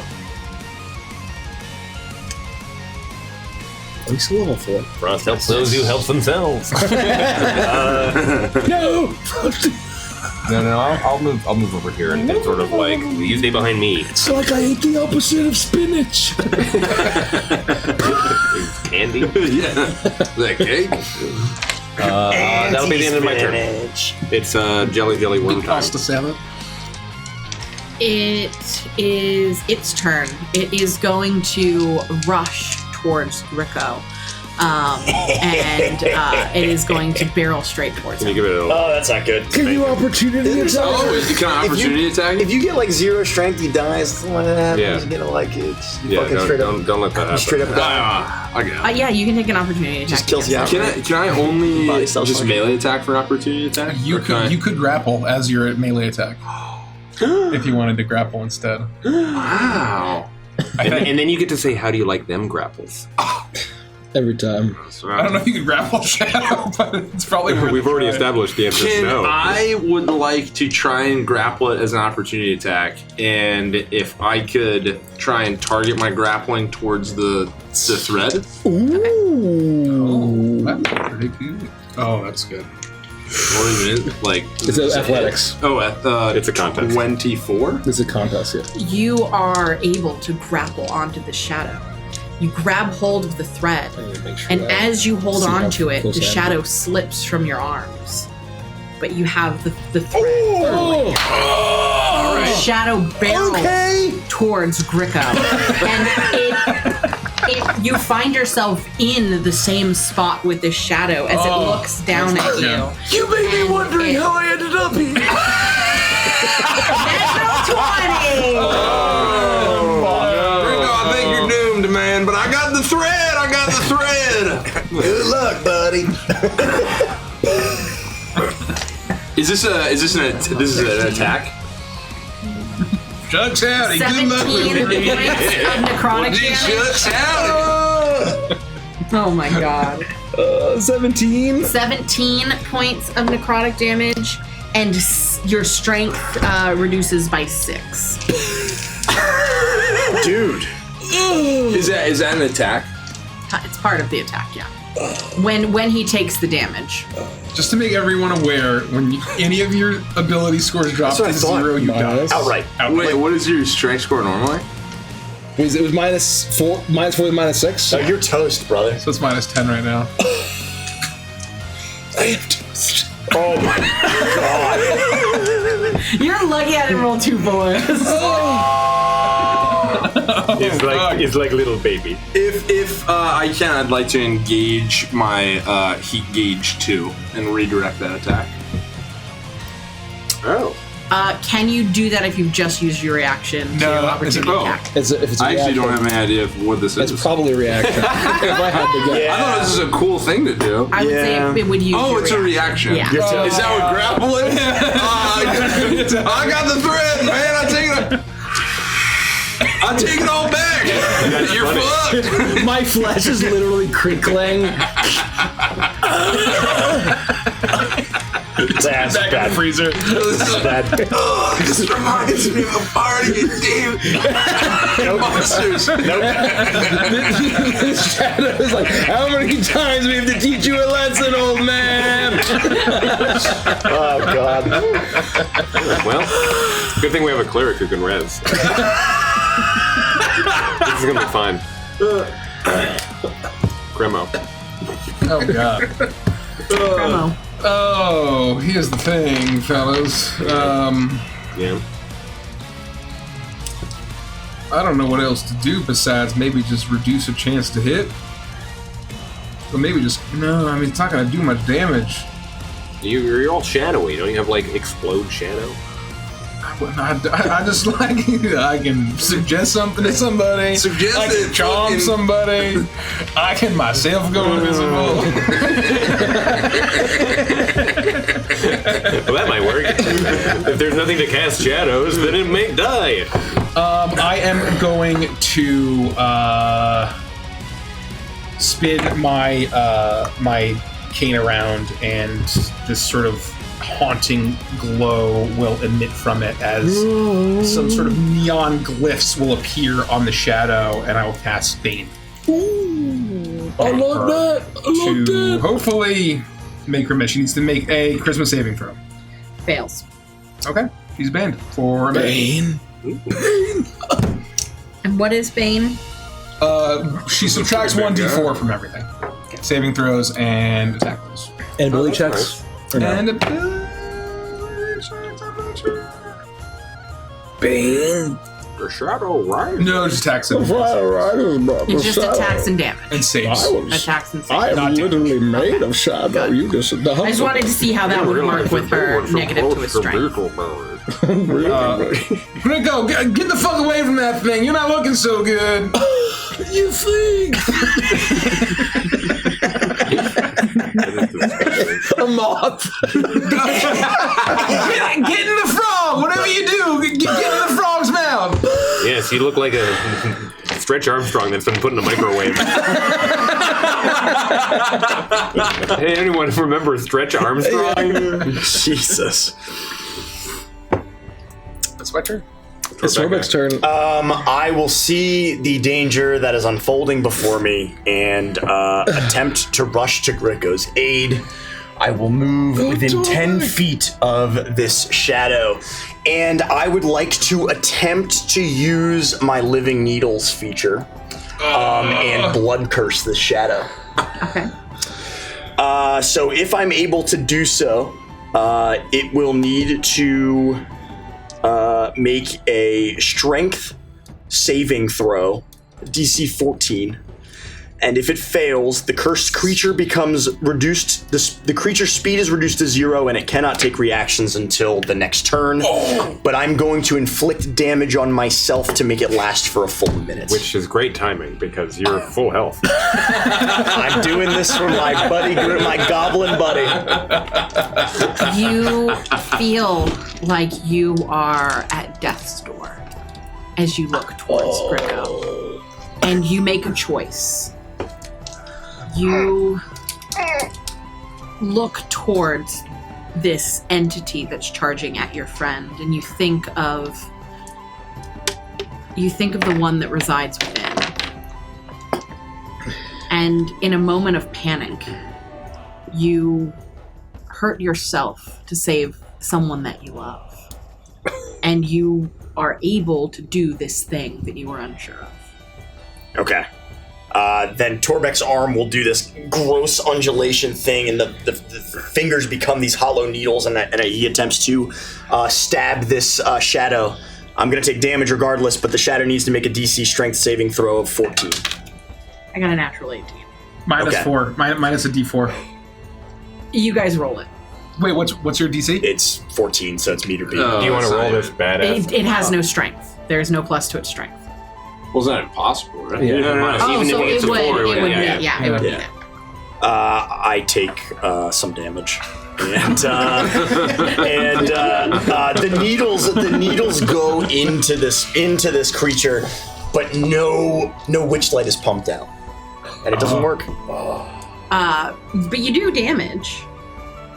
No, Dorbeck did damage to himself. That sucks. Grio, Dorbeck is coming. It didn't work. You do this thing and you think of the entity within. You think of the Witchlight on your back and you imagine these cylinders pumping the Witchlight through the hollow needles of your fingers and everybody shouting your name, Torbeck, Torbeck, you saved Greco! You did this thing, you hero!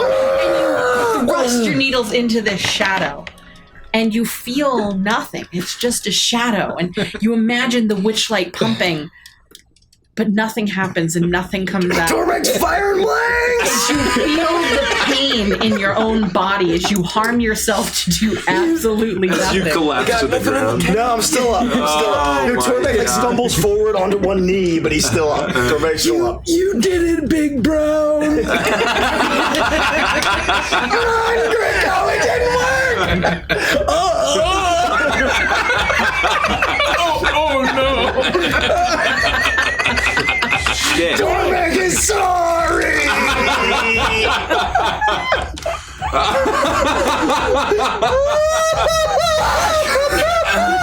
Holy shit. Well, Okay, well, that's all I can do. Do I have a second to shout something out? Of course. Yeah. You gotta chuck Greco into the frog. Chug him into the frog. Do I have the sense that if I wanted to like get to Greco and throw him into the frog, could I occupy the same space as the shadow for a moment? I think, well, the shadow's occupying his space. Oh. Ooh. So you could Is it stand... attached to him? No. Oh. No, it's just shadow. It's the same way as shadow. Like, It's all up in my biz. yeah, it's all up in his biz, but it's just like you can't grapple a shadow can't grapple you. So it's not like it can hold on to Greco and keep him from moving. Got it. If you want to, I mean, totally up to you, but this might die otherwise. Just punch it more.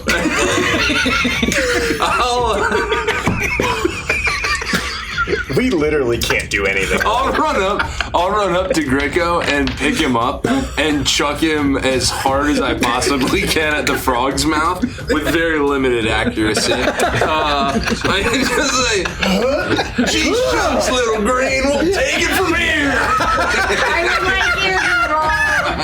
I would like you to roll a sleight of hand. Sleight of hand? Because you're... Athletics? No, I want to do sleight of hand because you were trying to get a large, you're trying to throw a Greco into the open mouth of a bronze frog. I want to see if you can do it. Like, The good news is... well, no, I guess not sleight of hand. No, do athletics. That does make more sense. Athletics makes more sense. I have advantage on sleight of hand. Well, not anymore. Twist it. I'll twist it. Just one time, unless it's bad again. Then twice. Much better. It looks 19. nice. You pick Greco up. You grab onto the back of his vest, and without thinking, you pull him towards the frog with seeming. Literally without thinking. Your neck Without snaps on thinking, the mouth of the frog. you and toss your him lifeless body basically tumbles over your shoulder as you toss him into the mouth of the Tell frog. Gwen Stacy I said hello.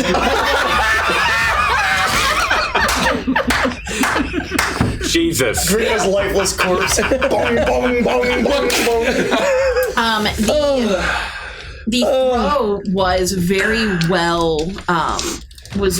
well positioned, and Greco, you do not hit the edge of the frog's bronze lips, which would have done a significant amount of damage to you being thrown at that velocity. Instead, you were tossed directly into the darkness.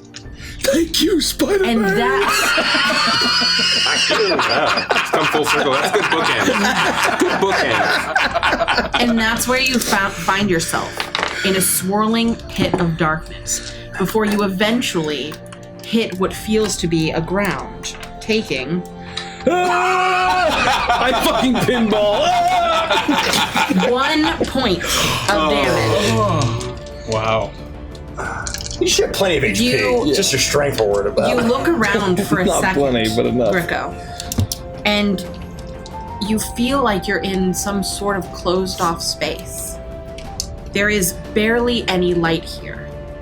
The only light is coming from a small glowing orb that is covered in the detritus of a ton of things. There is a wagon here, there are vests and pieces of armor and gold coins, silver, electrum, platinum.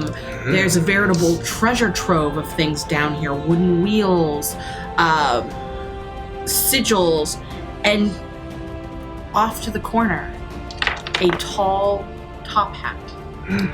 Nestled next to it is Twig, completely blue in the face as she's struggling to breathe. And as you move towards her, you begin to feel your throat clench up. There is no air in here, in this space. No. As you try to breathe in, nothing comes. Unfortunately for you, your lungs are like paper mache right now. They just fucking tear. It's over. So, to maintain game state, my froggy form does radiate 10 feet of bright light. So I can observe the room. Thank you, Gideon. Good job, Gideon. Well done. Hey, we saved him, man. We saved him. Ain't no shadow gonna be sucking his soul straight down. Tormig is very wounded. Well done, Gideon. I feel I can breathe a sigh of relief. Grio. Can I still attack? Oh, no. Grio, sorry, Mike. You take 1 point of damage as you begin to choke. Oh, Jesus Christ. Let me take the damage first. You're in trouble, brother. There's nobody's coming to save you. Do I look like that? Does it look like there's any way out of here? No. Oh, that's bad. There are no ladders, there are no doors. Very bad. You see no entrance. You fell from the sky from all you can tell, but there's no... What would Gideon do?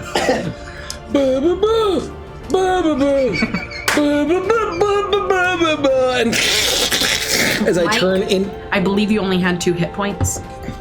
no, I had 6. Oh, I thought you said you had 2. 2 strength. 2 strength. Okay, 2 strength. okay. I just wanted to strength. make sure, maintaining game state.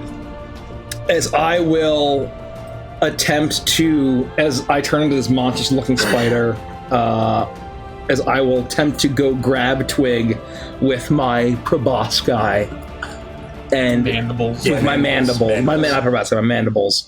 If she has the hat and is trying to, The hat's like sitting next. It was clear that she kind of crawled towards it as she was smothering to death. I have 8 legs. Oh, there's that burrito. I was just saying the exact same thing. Hello, ragtime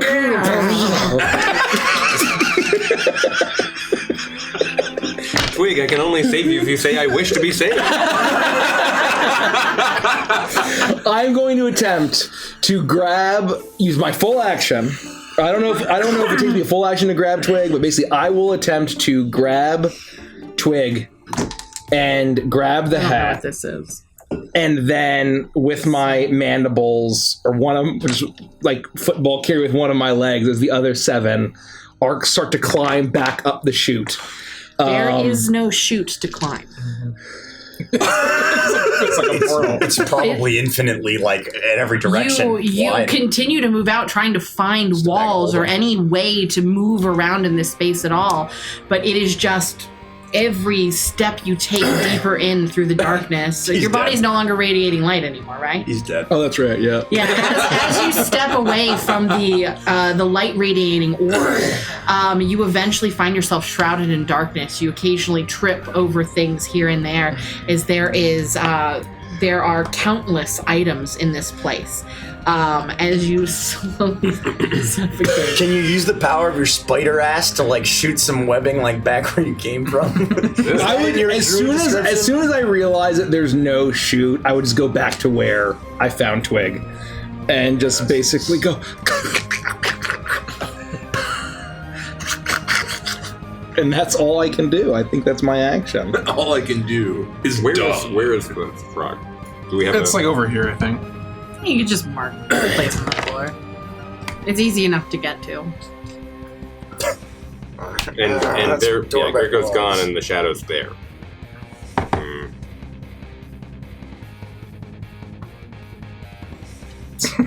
Well, What's up? hey man, it's been fun. Frost. This is taking a turn. Frost, it's your turn.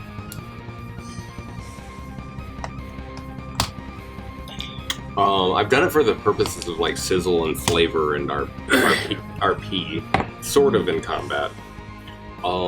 If I reach out with my mind to get a sense that Grigo's okay or where Twig is inside of the frog, if I sort of am like, Grio, that was very violent. I know you were very hurt. Are you okay? Can you communicate with people who are in different planes of existence? I don't believe so. I'm gonna Roll an intelligence check. I'm not very good at those. I know. Twisted. That didn't roll very well. It just sort of thudded, you know? It's gotta be a roll. One more. 4, 6. Oh! The dice tell the One more. story. One more. 3. One more. Okay, there we go. 18. I mean, thank you, chat. That's actually a 23 because I have to add my. You know that your magic can't reach further than what's in this room, and you think back to what Grico was saying about the hat popping out of existence, and you question whether your magic would work if the hat truly is in that frog. I was right. But you feel a warmth at your side in one of your smaller pouches. And you reach down and you wrap your fingers around the shape of a pawn. I'm fumbling with heart. mine as a spider. With a heart at the top. And you remember what the King of Hearts told you, that you could use this to communicate to your friends no matter where they were. And you imagine there is a chance that if anything can get in contact with Grico, it would be this object. Grigo, are you alright? You immediately hear Frost's voice. Am I in your able head. to? Am I able to Yes, apply you this? can. You hear?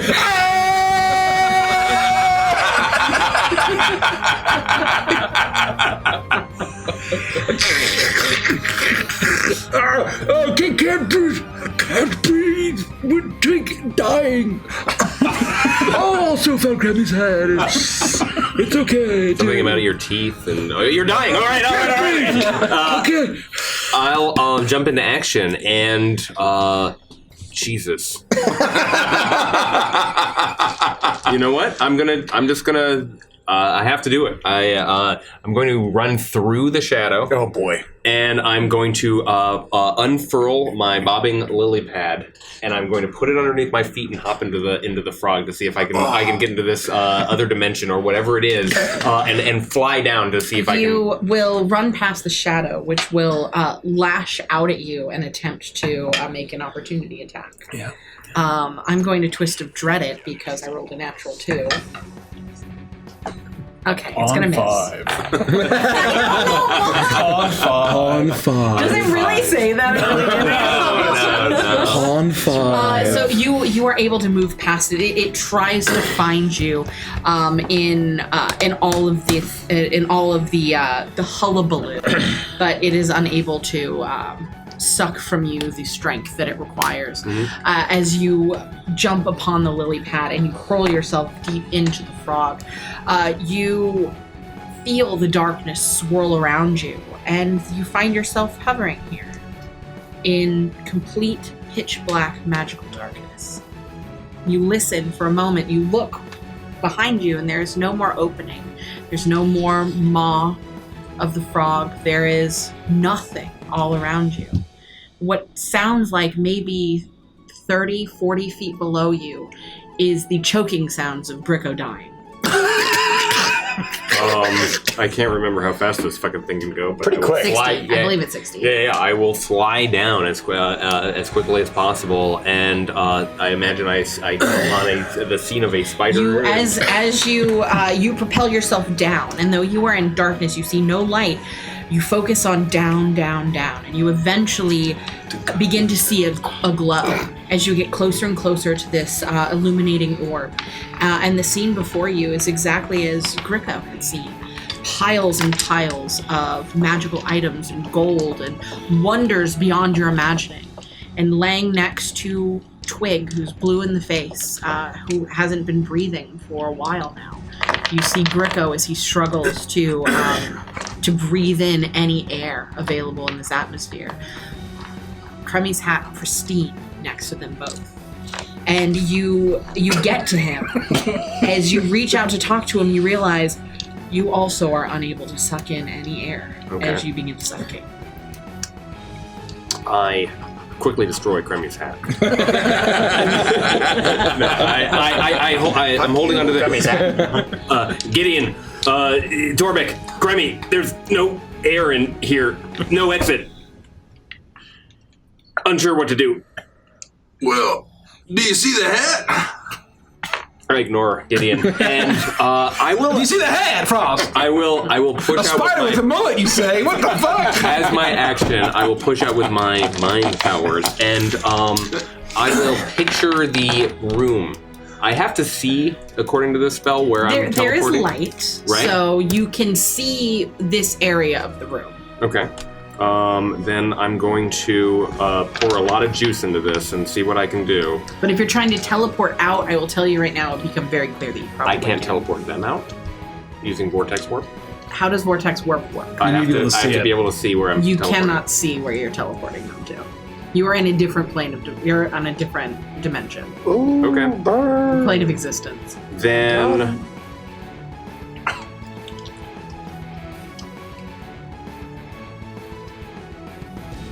I will reach out and I will cast Resilience on Grio, and that's the end of my turn. This has gone from bad to worse.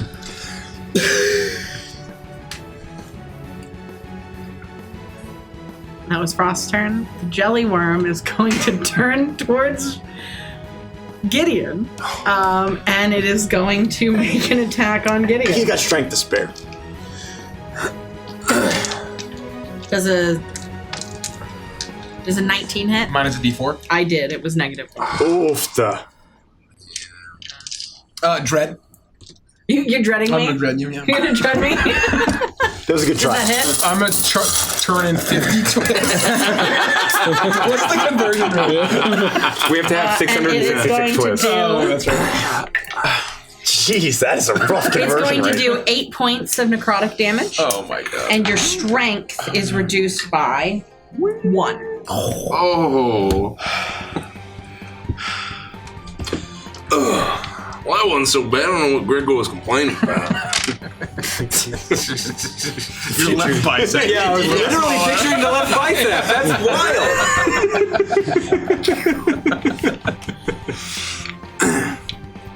That's his turn. Cremmy. It just reaches towards you and it begins to suck the strength out of your body. Oh my god, Frost is dying. Oh my god, I've doomed everyone. Do I have a rope? I think I have a rope. I haven't used them. Check. Equipment. I don't see a rope here. Yeah, you make fun of that adventurers pack all this time. You motherfucker! You could have had 50 feet of hempen rope. I threw away the rope because it was heavy and I was annoyed. Oh, jeez. I'm a sycamore seed. Oh, there you go. I'm attached to the bar jar shaped like a Sprite. I'm gonna die with mysterious scroll. Oh God. You know what? Here's what I do.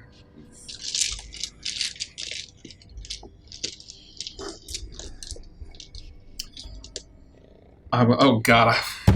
Frost, if you can see the light, just fly towards it. And I'm going to walk over to the frog, take my cane and stick it down as far as I can into the darkness and cast dancing lights. Ooh. And these floating orbs. Do attempt to do that, but as you put this magical item inside the mouth of the frog, you immediately feel it disappear from your hand.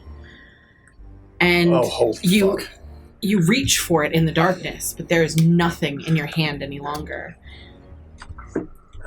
As you are standing over Grio, Frost, you are panicking, trying to figure out what to do. You just communicated with Cremy and Gideon, and you are imagining that they will come to your aid. They will figure out some way to get you out of the situation. As you are hit in the back. It does not reach terminal velocity. It does seem like it falls slower than you would expect. But you are hit in the back with something, and you hear the clattering as it hits the ground and begins to roll. It rolls up against Twig's unmoving body, and you see Cremy's cane on the floor in front of you. Would I still have my action? Did I cast it? Or You didn't cast it. Okay.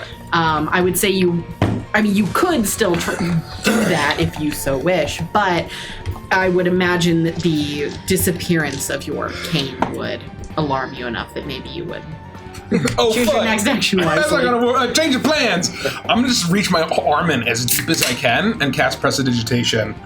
And just make it smell real good. And create a shower of sparks. So it's like a burst, a flare. of almost like a flare, if I can, as bright as I can, with the cantrip. Yeah, you do that, and you see pitch black magical darkness. Frost, you hear change of plans as you see fireworks overhead. They look beautiful. Go towards the light, like I said. We're fucked. Make an in check, please. It's not my turn. I can't do shit. An in check for what? No, that's fine. I mean, I gave him the instructions, and I did the thing. I'm happy with my turn. I am my turn. Liar! Okay. Tormek, it's your I am satisfied. Just throw the Lornlings down with us. And So Tormek has watched 3 of his friends disappear. Mr. Cremy is now reaching into He's now like bicep Elbow deep. deep. Yeah, Oh, wow. he's elbow deep, shoulder deep in this frog mouth. Tormek realizes that it now comes down to him and Gideon to defeat this creature. And I'll make 2 claw attacks. oh, okay. 15 and 20. Both of those hit? Ooh.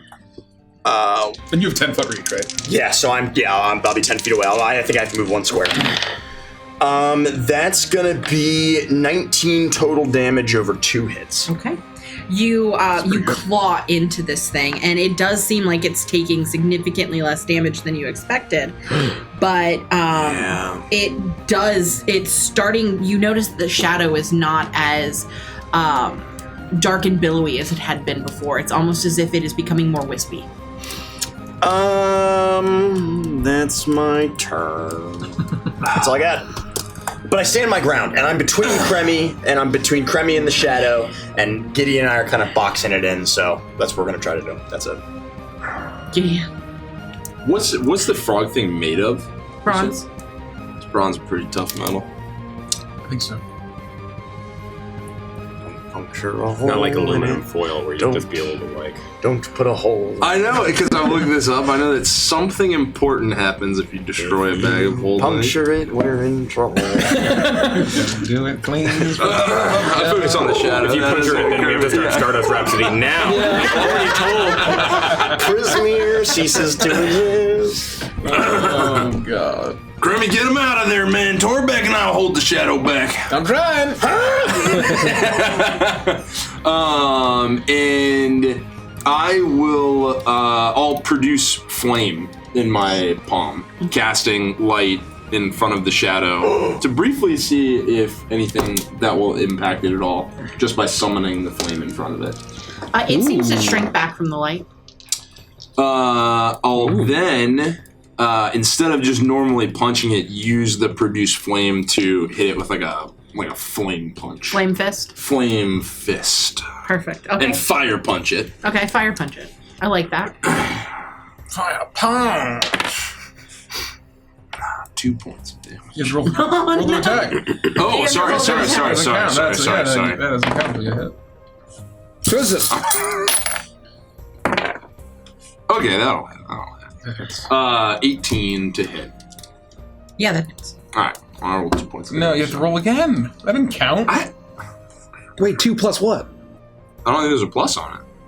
Oh, are Produce you? flame. Are you? Well, I'm hoping that it just does normal damage. Wait, so 'cause, like, what is produce flame? And so how are you doing produce flame? Is that like a bonus action? No, it's an action. It's a normal casted action. It's like a spell. Oh, it's a Like cantrip. a cantrip spell. And it does damage? You can use it to attack, and it does 1d8. Oh. Yeah, and it's fire. And you did 2 damage. 2 damage. Yeah, and so the flame sheds bright light in a 10-foot radius. You can use it to It seems attack. to do the exact amount of damage you would expect it to do. Oh, 2 damage. Hang on, guys. We're trying. We got him on the ropes. You take 1 point of damage as you continue to choke. It's a bad day to be a shadow. Oh my god. Uh, Bad. how far is Cremy is the light? It's like 40, 50 feet above you. I'm like looking at you now. I'm just. Oh, it's flying up. Oh. I shift down I'm to like right spider. next- Yeah, I shift down to spider form and I'll say, and I'll ready my action to, if we get close enough and I feel like we need extra distance to grab the Cremmy's hand, I'm going to attempt to vine whip or thorn whip to basically pull ourselves up. Just try to find purchase. To find purchase. If we need Yeah. it. And that is all I'm going to do. Okay. Frost, it's your turn. What did that effect do? Well, he wants you to fly up. Oh. Yeah, you need to fly. You're the one okay. controlling it. I'm going to. Pond 5. Pond 5. Are you saying pond? Pond 5. What is that? Is that like It's like a scene with a ice watermark? stock photo. Yeah.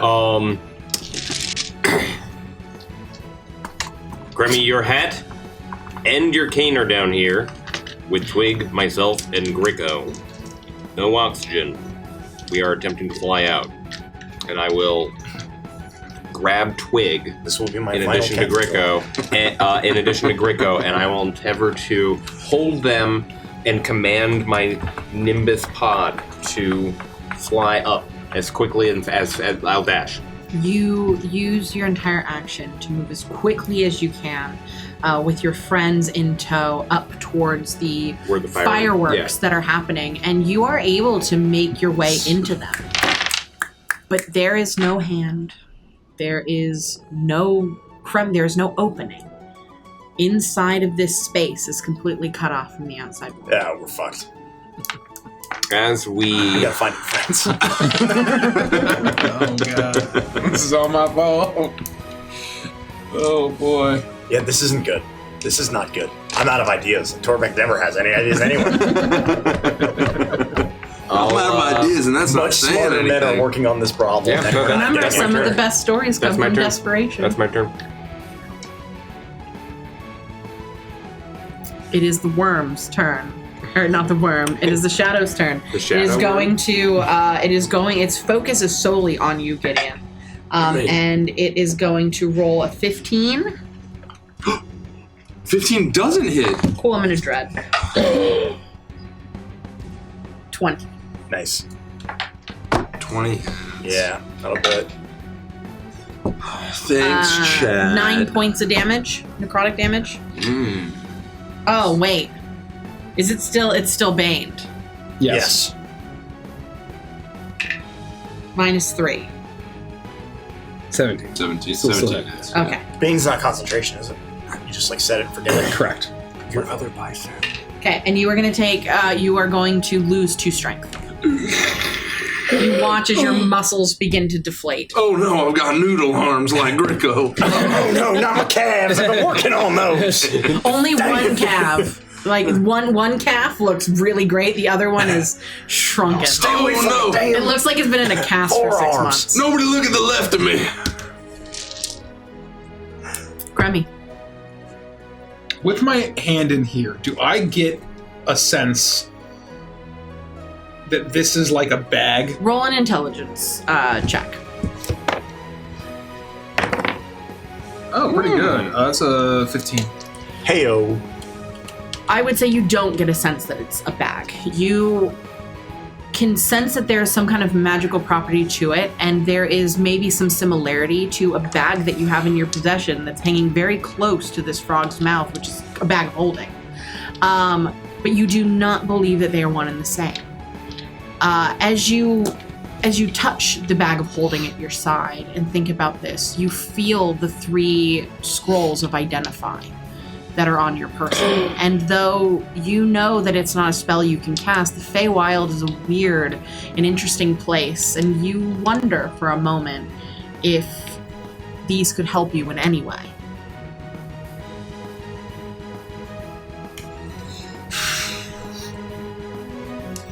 All right, somebody, I haven't asked you for much. Help me out here, and I'm going to rip it up and just sort of like it'll start to kind of. I'll read it quickly, and I'll say the incantation. It'll start to kind of disintegrate in my hands, It's so with sick. sort of like almost like turn to ash.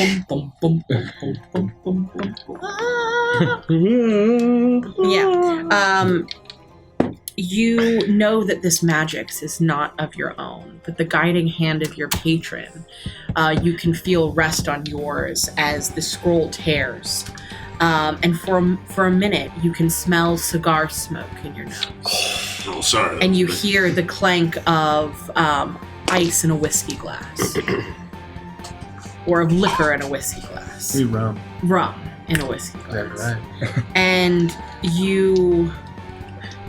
this room that is darkness and shadow now is hazy with smoke for but a mere moment before you look at this thing, and it glows with a strange magics, and all of a sudden you begin to feel like you understand how this thing works a little bit more than you had before. You look into this thing and you see that this does not lead to an extra dimensional portal like that of a bag of holding, but that it is linked directly to the astral plane. Ooh. That the pocket that it's in, should your friends travel too far outside of it, would throw them out into the astral plane itself. But that God. where they are at currently, though there is no oxygen and there is no exit, is almost a magical bubble that protects them at least for a while. And that it is almost a vessel for lost things. And that if you know what you're looking for, you can reach your hand in and say the name of the thing, and it will be provided to you. And that is the only exit from this space. Baron provides. Thank you, sir. All right. I guess how much That is your turn. do I feel like I have a second to relay any information to the gang, or if not, that's fine. I would say you could use a reaction on somebody else's turn to do that. That's my turn. I'll say, yeah, it's your full turn for that to happen. And I will say you do imagine from that the other 2 scrolls would work exactly the same. And that you imagine that now you, whether it was Somebody's help or whether it was the nature of the Feywild, you do imagine should you need to use those again, you would be able to do so. I inspect the other 2 scrolls, and there's now a wax seal that's like dark, kind of like purple, and there's a skull with a top hat and a cigar Beautiful. on it. Very good. Torbeck. I'm gonna go for Brooke. Try to end this. Okay. Torbeck attempts to draw Witchlight into his claws, and I will be casting essentially my Crimson Rite, which will, as a bonus action, I will be able to deal an additional 1d4 damage.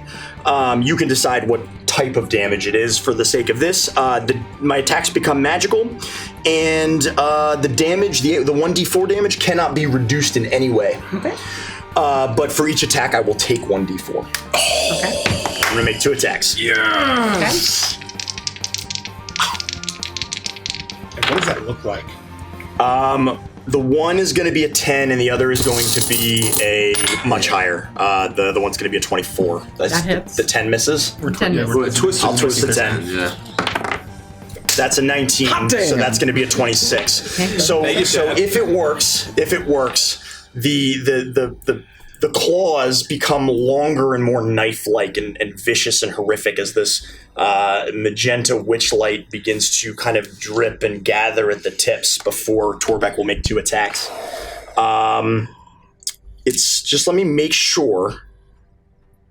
When activated, I take the damage. Oh, God. So technically, I have to roll low enough Oh, no. to not go Can we all just unconscious. know what the number ratio is? What What are we talking Okay. here? Okay. Well, it's per attack, so you only have to roll once for the first attack. That's right. If it's low enough, one attack will Yes. hit. If it's low enough, so the first attack will hit because first attack can't kill me. Beautiful. We're alive. Oh, God. Okay. So the first one will hit, which is going to do. God. Well, we'll roll this guy. We'll keep it together. 11 points of damage on the first attack. It's magical now. Your elongated fingers slice through the shadow, and where before this had done nothing to an entity like this, a creature of lack of light, a creature that exists as an entity normally attached to something else. But as your fingers slice through, the witch light spreads out in the shadowy body, almost like blood through its veins, and you can watch as it branches out throughout this entire thing and pulses and throbs. And this creature appears to take more damage than you had expected. Torbeck his wounds are actively bleeding. He's looking pretty rough.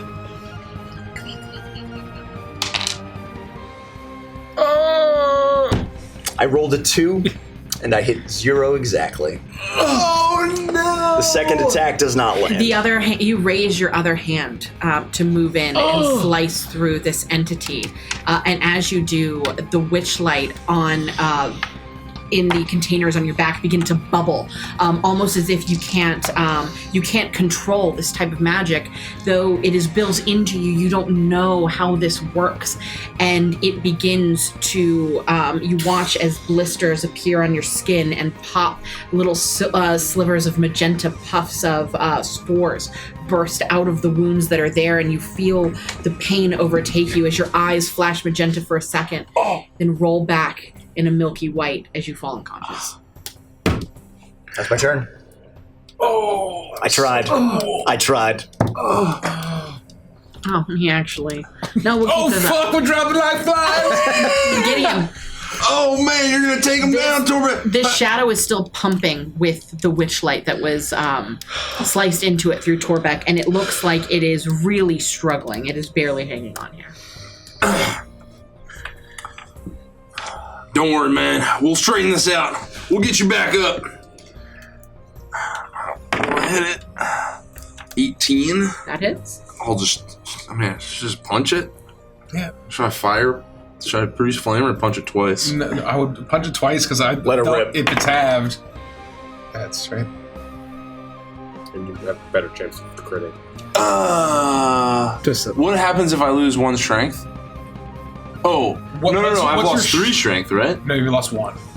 No, I got hit again. Yeah, you got hit twice. Oh shit. Yeah, I I think think it's a I lost total of 3 three. Yeah, it was That one and impacts then my two. 2 plus One to and hit, then right? Yeah. So it's +3 to hit. You'll probably lose 1. Go here. It's +3 plus proficiency. What's the app? I don't know. Well, what I'm saying is, like, you have to lose 4 to lose 2. All right, right? can I twist this one? one. Can I twist this one? It's just -1 than what would normally be. It'd be 1 less. Yes. Well, but I'm -3 strength. It might be. But that only converts. You over should have to 20 strength. So you have I have 20 17. strength. 17 now, Which is -2. which is minus. It is yeah. -2. Yeah. It's +3 instead of +5. 17. Yeah. Let me twist. Just one more time. Let me twist one more time. One more time. 19 is 4, and then 20 is 5. You're right. You're right. Okay. I was wrong. 21 to hit. 21 to hit. So I hit twice.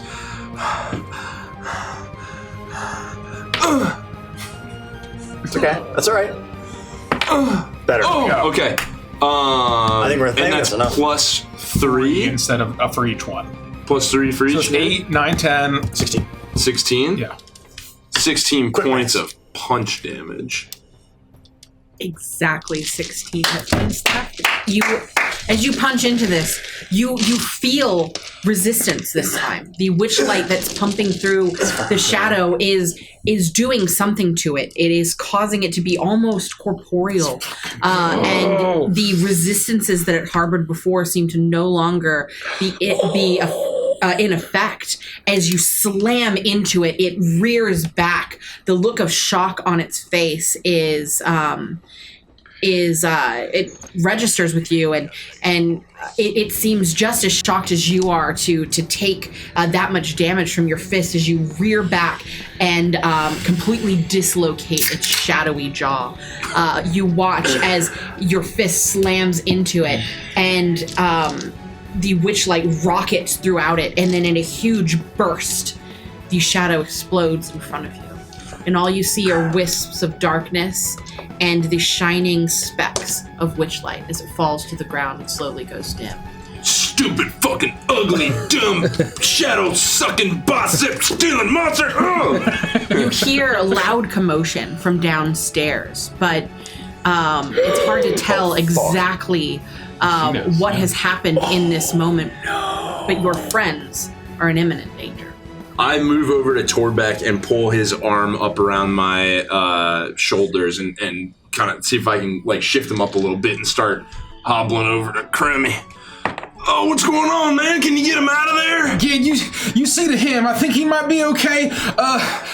Please work. Rico, Frost, Twig, and I'm gonna try to pull them out. As you are doing that, we are going to go in the order. Please. Yeah, I was gonna say. Because it was Gideon's turn. Yeah. Rico, Oh boy. Oh, We're not done combat yet. On initiative. That's right. 3 points of One damage. hit point left. Oh my god. Frost, you are going to take 2 points of damage.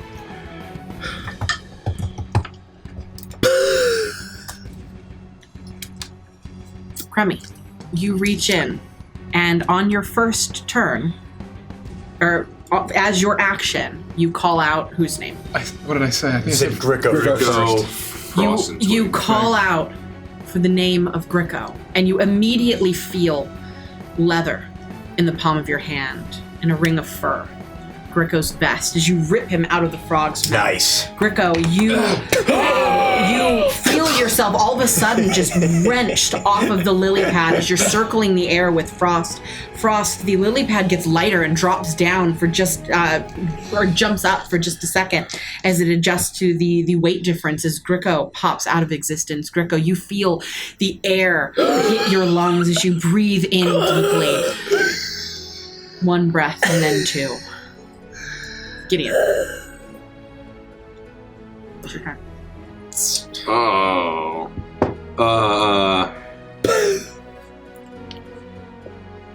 Do I know what you're doing? Can I call out? Or Yeah, you of course. called all the names, right? I did, but if I realize it's gonna take time, I say, you gotta get Twig out of there. Stick your hand in and call for Twig. I'd still keep Torbeck with me, but I'd get over there, join Cremmy, and say, Twigsy! And go in and try and grab for Twig and pull her out. Were you before or after? I'm after Cremmy. You're after Crummy. He's I need before you to me. roll a death saving throw for me. Yeah. Please not a 1. Please not a 1. Please not a 1. 18. Success. Oh. The frog's head animates. Twigsy is not her name. Please try again. You don't know her, stupid frog. And so you reach in and you say what? I say Twigsy. Damn it, Twigsy. Get up here. You immediately feel the cotton dress and the apron straps of Twig's apron as you wrench her out and you pull her out and are immediately shocked to see that she is completely blue. Oh, I think you say dead. Her body is limp and she is not breathing.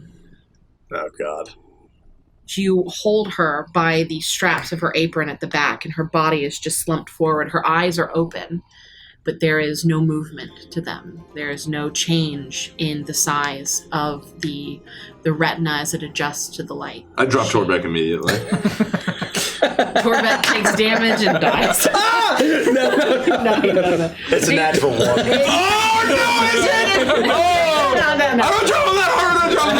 You gently I gently, like Sleeping Beauty, lay him to rest. You do drop Torbeck, but he's not that far from the ground as you cradle Twig in your arms. Turn to Twig, slap her around the face real quick. Grammy, get Grigo out of there, man! I don't think she's breathing! He's on the floor! Wake him up then, damn it! What's he sleeping for? That's not my turn. She is... Her skin is cold and slightly clammy you slap at her face, but you get no reaction from her.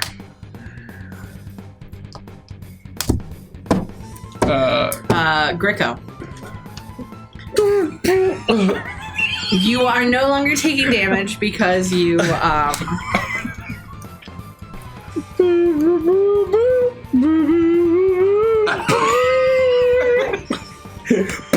There's a bunch of bananas. Just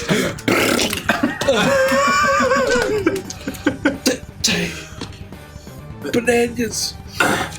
And if I probably would be too weak to be able to use a bonus action to feed it to Twig. I will attempt, if I can give one to Twig as my bonus action or whatever, I'll do that. If not, I'll hand a handful to Gideon. I would say you can hand a handful to Gideon. It would take a full action to feed something to someone who's unconscious. And I'll get ready to eat one myself. Frost. You take 5 points of damage as you begin to choke. Twig is no longer with you. Grico is no longer with you. It's now just you and a top hat and a cape as you float through the air here, slowly running out of air. Is there anything you want to do? Do I see any other items in the space other than the top hat? And the... You see the globe that is glowing, the orb that has been glowing. You see piles of gold, platinum, silver, electrum. You see a wagon and a couple of wheels. You see a handful of swords. You see a small, strange geometric cube. And you see a cloak that looks lighter than it should. Can I take my turn to pick up Kremmy's hat and cape? Mm-hmm. Yeah, they're on your lily pad, but I'd say you can put the hat on and put the cane to your side. I do that, and if I have time, I'll grab this strange, mysterious cube. Yes, you have time. You grab the cube and you place it on your moving person. slowly. I'm calming myself. I'm Trying to not reserve to panic. your breath. I'm reserving my breath. Slow your lives. I know that everyone else was in a much worse state and we're in here for much longer. My veins are only but burning. I center myself and sit, hoping for rescue. Love that. Let's go, dude. Kremmy.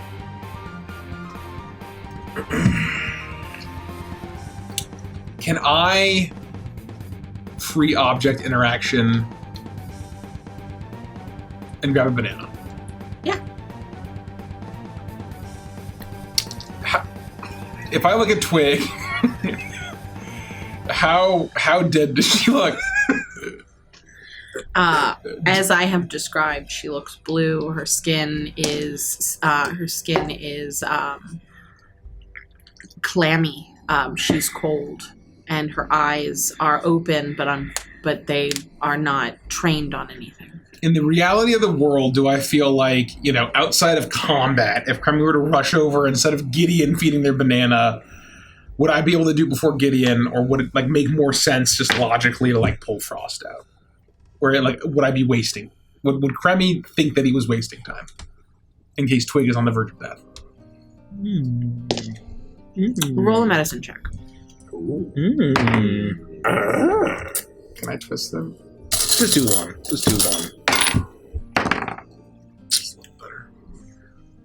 That is a 15. A 15? We're gonna chat civil You war. Yeah, right. quickly glance at Twig Do out you, and man. look up to Gideon's pained face, and you don't want to be the one to tell him what you see.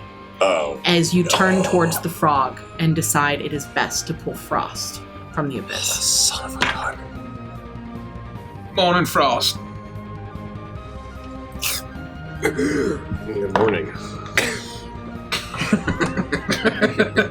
I'll pull out. Now, do I have my hat? Do I have my cane? Do I have my cube? Everything that you'd put on your person as a personal possession is on your person when you're pulled out. You feel the cube at your side, the hat on your head, and the cane attached to your...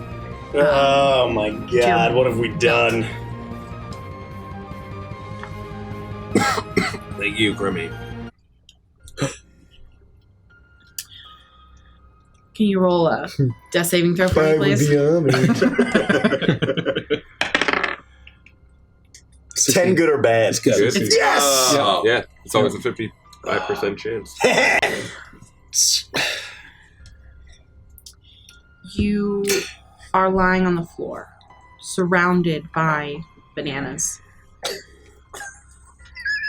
Gideon, you are on your knees, holding Twig in your arms. You are rushing to unpeel a banana as you try to feed it to her. As you try to, you cock her head back and open her small brownie mouth, and you attempt to shove small pieces of banana into her mouth, but there is no response. You do everything that you can to force the banana into her throat, but there is no swallowing. There is nothing. Her body is slowly, the color is mottling, and you see that there is no breath, and she has not breathed once since you pulled her from this space.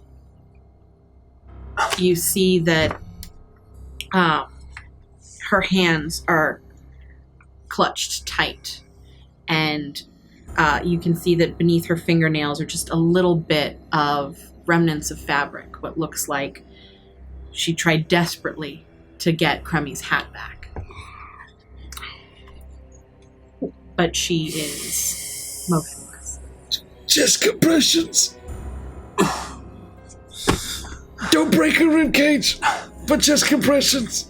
The first thing I do is I take the banana out of her mouth and I chew it up, and like a baby bird, and I put the chewed up banana in her mouth and see if she'll see if it'll do anything. And I'll start, no, Grio, get over here, man. Let's see if you can get her up. She's cold, man. Oh no. I will. Are we out of initiative? Yeah. Give Torbek a banana. Torbek's fine, man. Don't waste bananas on him. Look at him. Just a little scratch, man. Twigs needs it. I've never seen Torbek so fine before.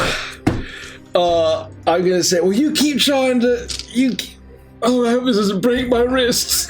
And I'm gonna try to use any kind of medical knowledge that I have to resuscitate someone who has, in whatever kind of parenting courses I stole from the Rat Man and Child Casino about how to resuscitate a child. I know Twig is definitely older than Grio, but anything I would have learned when trying to be a better parent for Hootsie, I will attempt to try on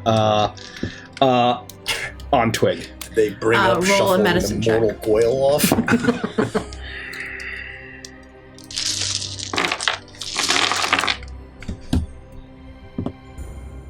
I'm gonna try.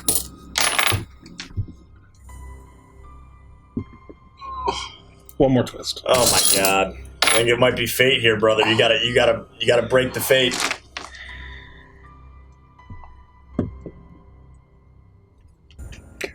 I'll take it. Oh, that's the extras tab. Medicina. That'll be a 21. You're hurt. You are on your very last I have 2 legs strength. as well. As you make your way towards Grio and Twig, your strength is sapped as you attempt to administer chest compressions on Twig's frail body. And you press as hard as you can to no avail.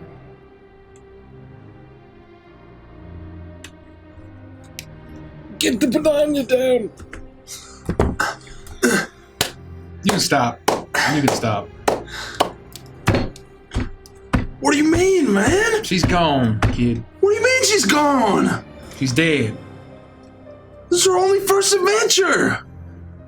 She can't be dead, man. She made it like 7,000 years or something. In that hut at the end of the road. We can't give up on her. I'll do one last chest compression. You'll actually hear a snap. I'll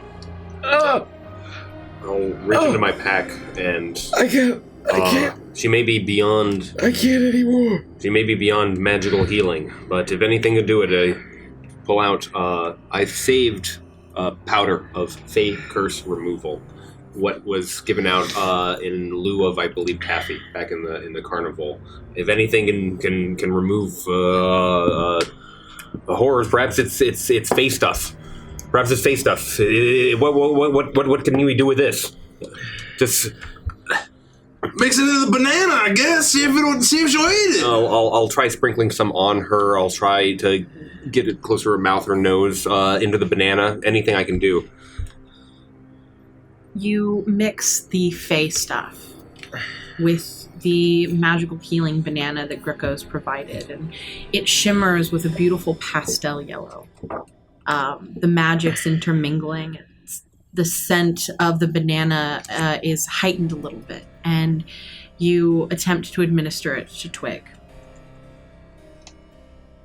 But she cannot swallow in this state. And this is not a curse. Death comes for everyone at some point in their life. I'll look away, and I'm going to say, Dobek, I think you need...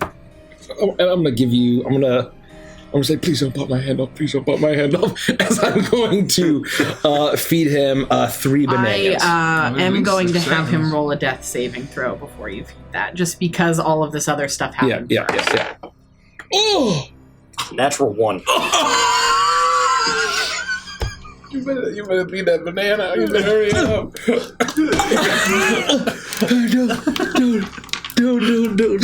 Don't put my hand up. And I'm going to shove 3 bananas down your throat. Why do I have space chuckles pulled up?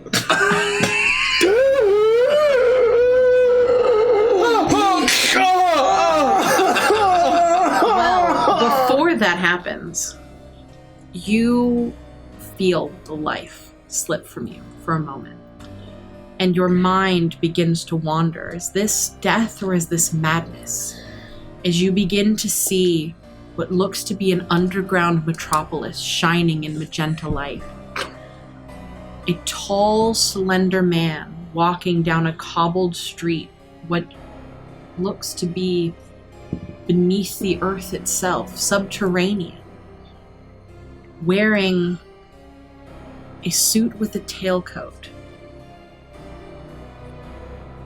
In one hand, he has what appears to be some sort of medicine bag, a doctor's bag. Is this a memory? Is this a vision? His height is roughly the same height as yours. His stature is similar. His arms long. But he is far more put together than you are. but standing side by side, you two in a similar outfit could pass for brothers. As darkness takes you. And then life back into your lungs as Grio feeds you a banana. There it goes. Yeah, it's okay. It's okay. It's okay. Rebecca, it's okay. Don't hang on. I will attempt to sit up. I will attempt to sit up. And the moment's gone. I'll walk up to Gid and just put my hand on his shoulder. It's okay. It's,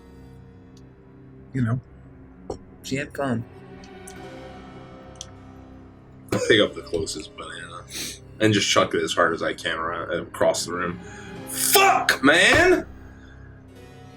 Fuck this hag! She fucking dies! Yeah. Not everybody survives their first adventure. And that is where we'll end the session. Oh! Damn! Damn! Oh my god!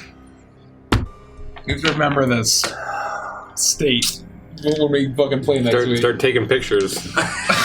I want every dice and every little thing exactly where it is right fucking now. Oh my god, we're not done. I hope Hoochie's okay with anti-bloody toes. 3 hit points I get? 3. 1 per banana? Yep. Okay. This is not good. I gave We're not Gideon. fighting I that. gave Gideon 5. So that leaves me. Good, stop. That leaves me. So both Torbeck and I are at 3 hit points. I'm entirely out of spell slots. Okay, we're not fighting the hag. Sorry, Gid. Yes, but wasn't it funny when we put the Lornling body inside of the Karma comes for us all. We're not so done. funny. We couldn't have caused this. John, what's next, Mike? Or no, what's Mace? You know what? Adventures in Chill. Thank you, Andy. Explain. Hang out with us as we transition into a chill time. We get to decompress from the session a little bit. Decompression time. Definitely decompression time. Tensions are fucking high! And we will talk a little bit about what we theorized, what our favorite sessions were, and have a pretty awesome time. Yeah, let's have an awesome time now. And if you're a patron, you can ask a question on the post, the most recent Ask a Question post. We'll We'll answer get to questions. as many as we can. So go do that now if you have questions about the session, or just general We questions. will be ignoring questions that say, guys, what the fuck? Announcements. We will be back next week. Next week. Next Monday for Neon Nights. Wednesday. Next Wednesday. we're Next, gonna do next Neon Nights Monday Monday. Oh, yeah. for Neon Nights. On Next YouTube. Wednesday for Once Upon a Witchlight. If you want to Wednesday. find out what is going to happen after this session, next Wednesday is the place to be. The Monday after that, we will not have Neon Nights. That week, we were not planning on having Once Upon a Witchlight because of Gen Con. We have instead decided to move it to Monday because it will be a very big and interesting session. It will be an episode of Once Upon a Witchlight unlike any of you have ever seen before. So if you want to be here for that and for a we can't super skip a secret, Witchlight. amazing, really cool announcement thing that will Huge be happening announcement. there, Things are getting you hot. want to be there on the Monday before Gen Con. That is Monday the what? The July 31st. July 31st. 31st. Monday, July 31st. Mark that your is the place calendars. to be. Mark your calendars. Patreon content we have. For patrons, tomorrow, if you're the diamond tier or higher, we're doing the stage Q&A at I think 7 p.m. Eastern. Or 7:30. Check the Discord for that, the exact time. So you can in Discord. Basically, we're sort of doing a live Q&A, and you can get on stage and ask your question over voice chat. It's a good time, and we have a Patreon goal that we're trying to hit. Yes. If we hit 1,000 patrons by September 1st. September 1st. Derek will shave his beard and Yep. cosplay as Bitsy, Yep. And we'll find some use with that. We'll too. find Maybe something he'll to play do a with session cosplay. Yeah. We'll figure it He out. said that we could shave him, actually, canonically. Yeah, we Oh, could yeah. shave him. Yeah. Head He to committed toe. to that. That's canon. Yeah. That's canon. now. Wow, it's good. Incredible. And so we have 820-ish right now, so we're not too far away. Just less than 200 away. So if you're interested in supporting us, it's the best way to support us. So head over there and check that out. And is that it? That's a lot. That's a It lot. sounded like you named everything. Yeah, it sounds like you got everything. All right. Well, those that are going to chill, let's chill. We're chilling.